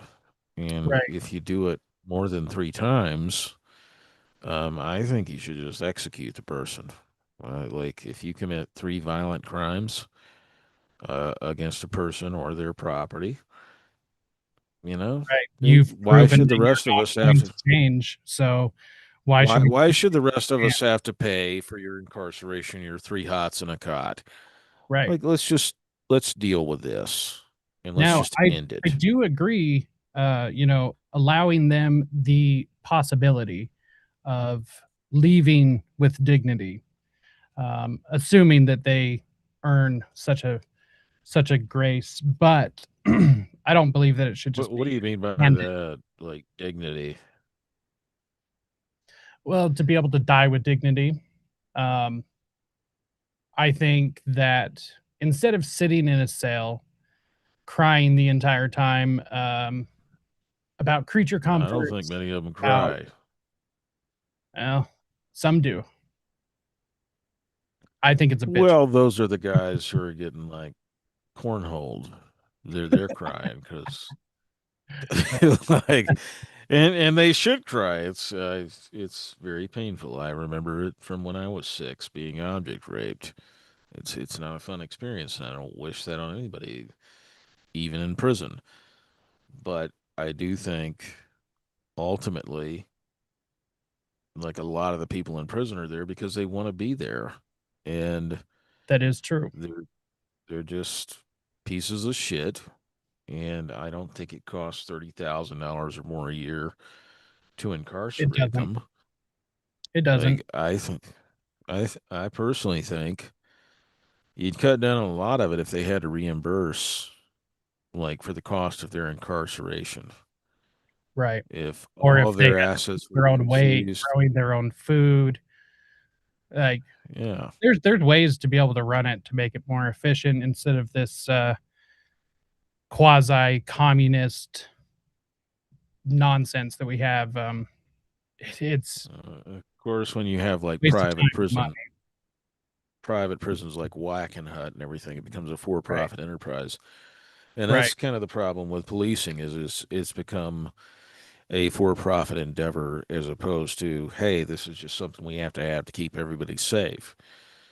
Um, like at the end of the day, that's why police departments devote most of their time to writing speeding tickets and Right. citations as opposed to, you know, investigating violent crime and successfully clearing it through prosecutions and convictions.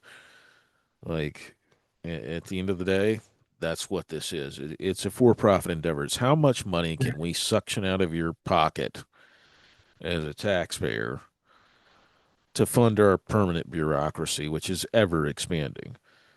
And Right. that's the problem I have with government. That's why I've gradually become more radicalized over the years. That and just, the rise of social media makes it indisputable that there are certain bad actors in society. I'm not racist. I don't think it has anything to do with being black or brown or poor or rich. I think we just have a lot of assholes who don't respect other people, don't respect their rights, don't respect their property, don't respect their safety, and those people should be taken out of society. Like Right. whether they're rich, they're poor, they're white, they're black. I'm a culturalist. And the culture that I An subscribe equal to is opportunist. mind, you mind your own business. The Correct. vast majority of black people I know, they have multiple jobs. They just want to get ahead. And do I blame them for resenting the idea that they're being racially profiled or treated like, the people of their skin color who do these terrible things? Sure, it sucks. I mean, if they did the same thing to white people for what poor white trash do, I'd have a problem being treated like poor white trash. Right. Because I'm not poor white trash and I don't do what poor white trash does. But that's a reality for law-abiding black people in this country. It's a problem. But then again, how are the police to know any better? Well, I my mean, personal opinion about that is it's largely manufactured to the extent that it has now gotten out of control, much like what Gary Webb exposed with the CIA selling crack in mhm. California. You know, it's they were sent on a path um, and were coerced into it. Now, that doesn't mean that they're not responsible for their actions, but when you have, multiple $1 million propaganda and psychological operation campaigns working against you, I mean, there's a certain amount Yeah, I mean, that's can be blamed on that. yeah, I didn't hear a black person use nigger until I went to college. Um, not to self-designate or not to refer to other black people. Um, I didn't like black people that I grew up with. The thing that stood out to them was stood out about them to me was they starched everything. They starched their jeans for God's sakes. That was the big bifurcating line. I always notice how Um, they don't eat eggs. I didn't notice that. I just to me the big thing was they were always dressed neatly. They were Right. always like a lot of white kids. They were just t-shirts and jeans kind of people. Like the black kids, they were wearing like really nice polos, like Hilfiger, and like starching their jeans and stuff. And they wore good sneakers. Um, Right. that sort of stuff. They were sharp. And then I went to college and I guess I met like a black person who was quote unquote hood, Right. and that was other black people didn't like that, like the AFIAs, the Kappas, Omega Sci-Fi, like all the frat guys. They hated those people, um, and really looked down on them. I mean, And within the all best fairness, thing that could that have, mentality is a cancer. yeah, it is a cancer. Like that, it wasn't the white people telling them to pull their pants up. It was other black people. Right. And that's what I think should happen. I think each group should police its own. It's going to have far more effectiveness. Like I think like white people should deal with white trash, crackers, honkies, whatever. 100%. I This is think why black people should. I'm actually in favor of repealing the Civil Rights Act because, for one, the state should have no business in telling any business how to run. If people don't want to go to that business because of that, okay, don't go there then. Like, but if Yeah, I a don't gas have any station issue with owned that. by an Indian wants to hire only Indians, what do I care? Like I don't, I just don't Well, care. then you get into like this sort of tribalism where what you're seeing in companies that are managed by Indians on H-1B visas is that Right.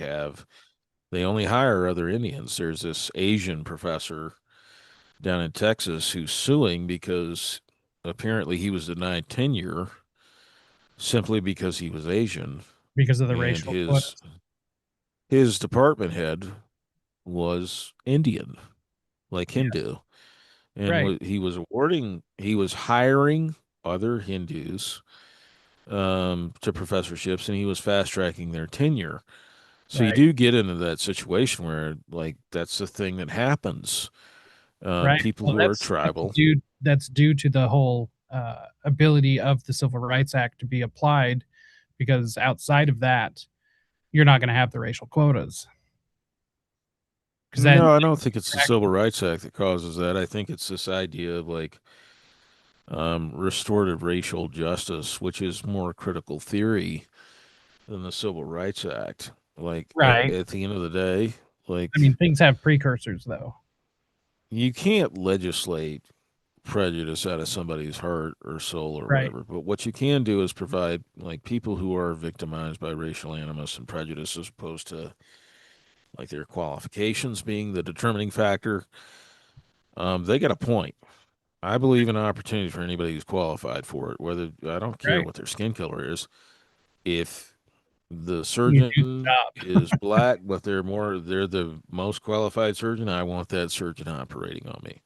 Right. I want the most qualified If pilot flying that plane, damn regardless of right, who they I don't give a damn.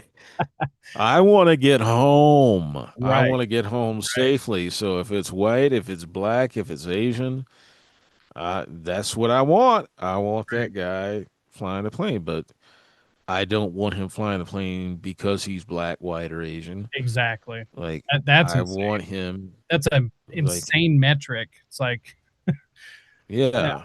I don't know why that's a a standard that even should matter. But this is why I think Well, it breeds inherent racism to a certain degree, or prejudice, just because these are the standards that are set, and so therefore well, people. when you hire people just because they're black, like you're Right. saying that you have to have that quota or that standard to hire them. But here's the thing, it's lazy. You just hire somebody because they're Mhm. black as opposed to actually finding a qualified black candidate Right. or a qualified white candidate. You're just hiring them because they look a certain way. Not it's there's this great myth that you can't find qualified minority candidate. Yes, you can, Plenty of them. as long as your qualification is something other than their appearance.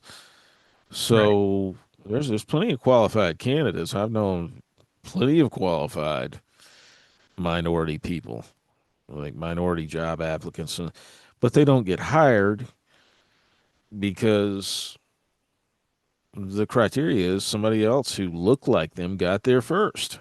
Right. And it's Which just seems easier. racist as hell to me, because it's like, oh, you're all the same anyway. So like, Yeah, it it's just seems like like racist. whoever got there first is, and they have a certain skin tone. Right. They're the You're ones hiring the who are first going to get five the black job. people. Like, it's what? Yeah, so I why would you? Why wouldn't you do that when you have to Right. go through a stack of applications to actually do your due diligence? Right. No, I mean, there's this great myth here, but at the end of the day, racial polarization is real. Like, and Yes. it's real because of these identity politics and whatnot. And that's a question for a separate show. Yeah. I Perhaps think we it's will do other exacerbated than for sure. perhaps we will do something other than ritual abuse and horrific sexual abuse as a topic on the next episode of the Triumvirate. Hey, You know, I have a solid opinion about almost any subject. So whatever direction you would like to go, I am all for it. I am one we to just make have to get assholes. So yeah, we just have to get Riggs to, expand his horizon beyond, you know, sexual abuse. right. He is kind of myopic and also deeply prejudiced, I'm sure. He said not to talk about he said not to talk about him when he was gone, but he is incredibly racist. I mean, it's his fault for dropping it's his fault for dropping off of this live stream. I was such an Right. asshole. Man, I don't He's know gonna see this later. He's gonna hear about it from people. They're gonna stir the pot. And they're like, "Did you say I was incredibly racist?" I don't know why more people Yes. don't find you funny.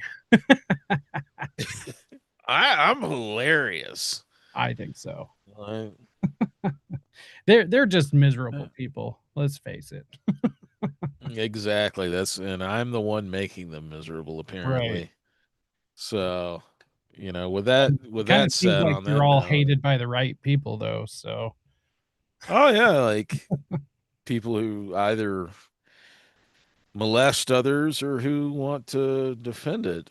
Um, and of course, these survivors who I don't buy everything that comes out of their mouth as like Bible Right. truth. I have to corroborate it and verify it because accusing someone of being a rapist is like the worst thing you can do.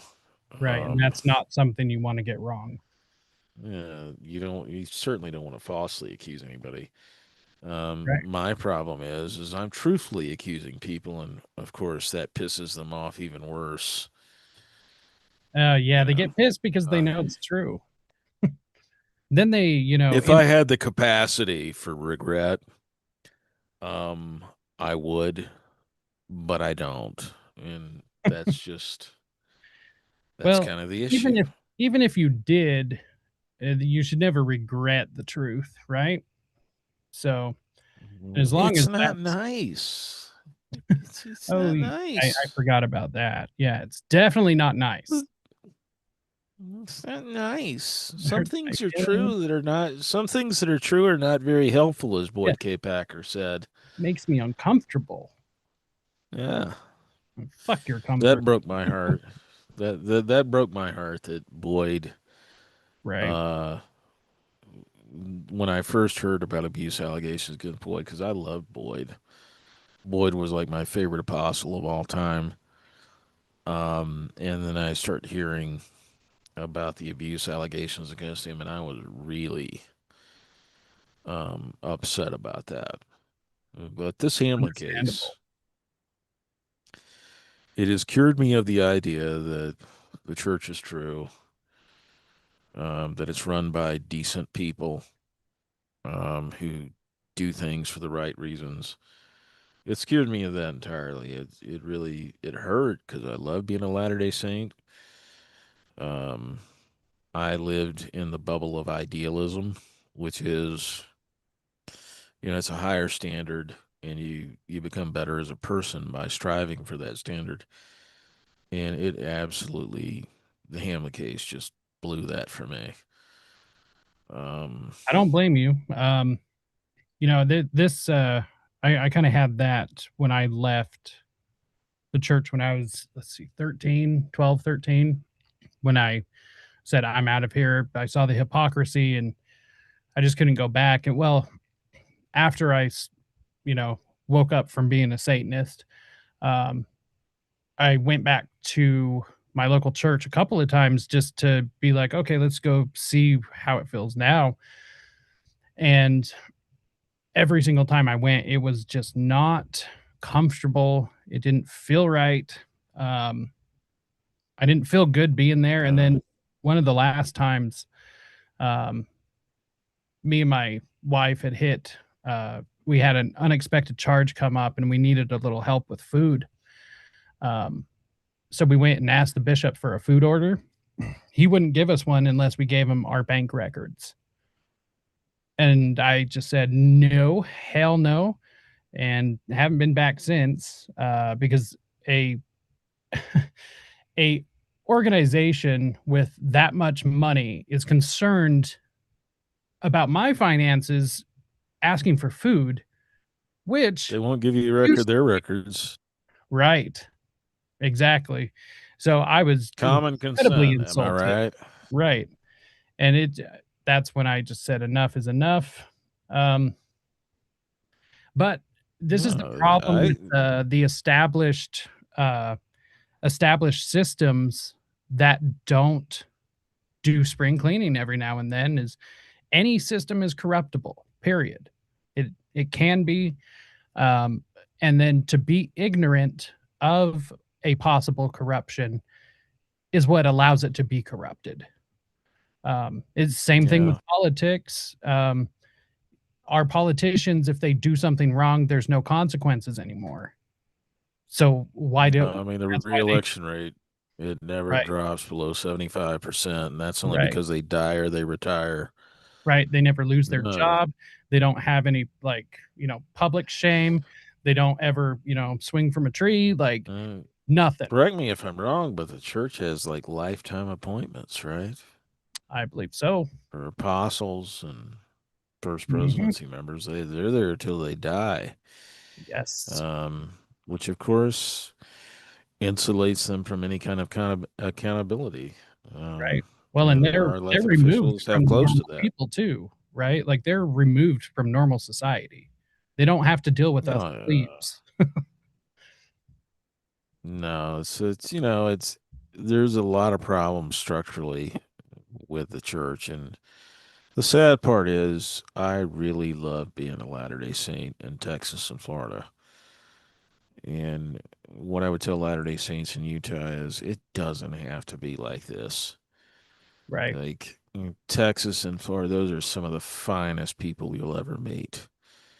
Right. Like just lovely, good, sweet people. And they don't deserve their leadership. Like in Salt Lake, 100%. they don't they deserve better than that. And it is See, unfortunate that we're all getting this rap based on what's going on in this state and a couple of pockets right. in the western U.S. that just they're just insufferably smug people, and they know they're not accountable, and that's why they treat vulnerable victims the way that they do. That's why Well, they and they treat take people. advantage of things. That's why things go so far. Because if Yeah, you give them an inch, they'll take a mile and a half. yeah, Um, and then if you say anything about it, you're the big meanie. Um, and I, yeah. You're I feel the speaking same ill way. of the Lord's anointed. Yeah, right. Even the Lord forgives, yeah, if you do the work, but and if you stop doing those things. Imagine that. Um, that was the problem I had when I first started diving into this, is because some of the best people in my life are still LDS. And so like having that dichotomy is it's still difficult. Um, although I don't believe that somebody somebody's faith determines them as an individual, uh, like holy. I do. I do. You believe in God and you believe in Christ as the only path to God. That for me is the standard. Like a lot of this other stuff is just nonsense, but Well, I do that right believe that there is that's the foundational. correct standard. Um, but I don't know. I can't just like write it off, I guess, that they still have a chance to be able to get right. Um, I guess is my Jacob, Jacob, Jacob. Everyone is entitled to my opinion, and they're entitled to be wrong if they disagree with it. oh, oh, this is why I like you. Uh, Oh, I'm not conceited. I'm convinced. Okay. And there's a difference. that's Like I true. swear, there's a difference. That is My true. mother told me I was special, and she's right. And my wife says the same thing. So I know my truth. And This is my live my, truth. this is the only truth that matters to me. Oh, No, I that's mean, on that note, I got to let you go. I got to go spend time with my wife. I got to do the same. You know, a man's priorities by how he spends his time. And on Sundays, my wife usually takes a very long nap, but I gotta I gotta go spend some time with her before she goes to bed for good. And Yeah, I got to go do the thanks to same. everybody who watched. Yeah, thanks to everybody who watched, and thanks to everybody who liked the songs that I made about the Church of Latter-day Satanists, those who didn't take it literally and get all butthurt. I had a major donor who was upset about the content. Oh, And boo. He's been with me for a long time, but he was upset. And we all know how much I care about the feelings of others as it pertains to editorial control over my content. Right. Which I is know to that's say, I too don't deep. care. Yeah, I mean, which is to say, I don't care at all. I don't care how much money you give me. You're not getting editorial control or insight into how I express Right. myself or what I write or create. I couldn't agree And more. if that's a deal breaker for you, that's perfectly fine. Um, your church harbors a rapist and a pedophile, and they cover up rape and pedophile and therefore enable it. So I'm very sorry that this is the hill that you want to die on. I made some AI songs that I Out wrote of lyrics to that out offend of all you. of the things you've ever posted, uh, Yeah, and I've posted some really offensive stuff right. over the Hey, last 4 years. Because as so many people have pointed out, I'm an asshole. Uh, and as I said, everyone is entitled to my opinion. And if you disagree with it, you're entitled to be wrong. And on that note, I'm going to wrap up the Triumvirate episode 102. Thanks for everybody who watched. We will see you next time.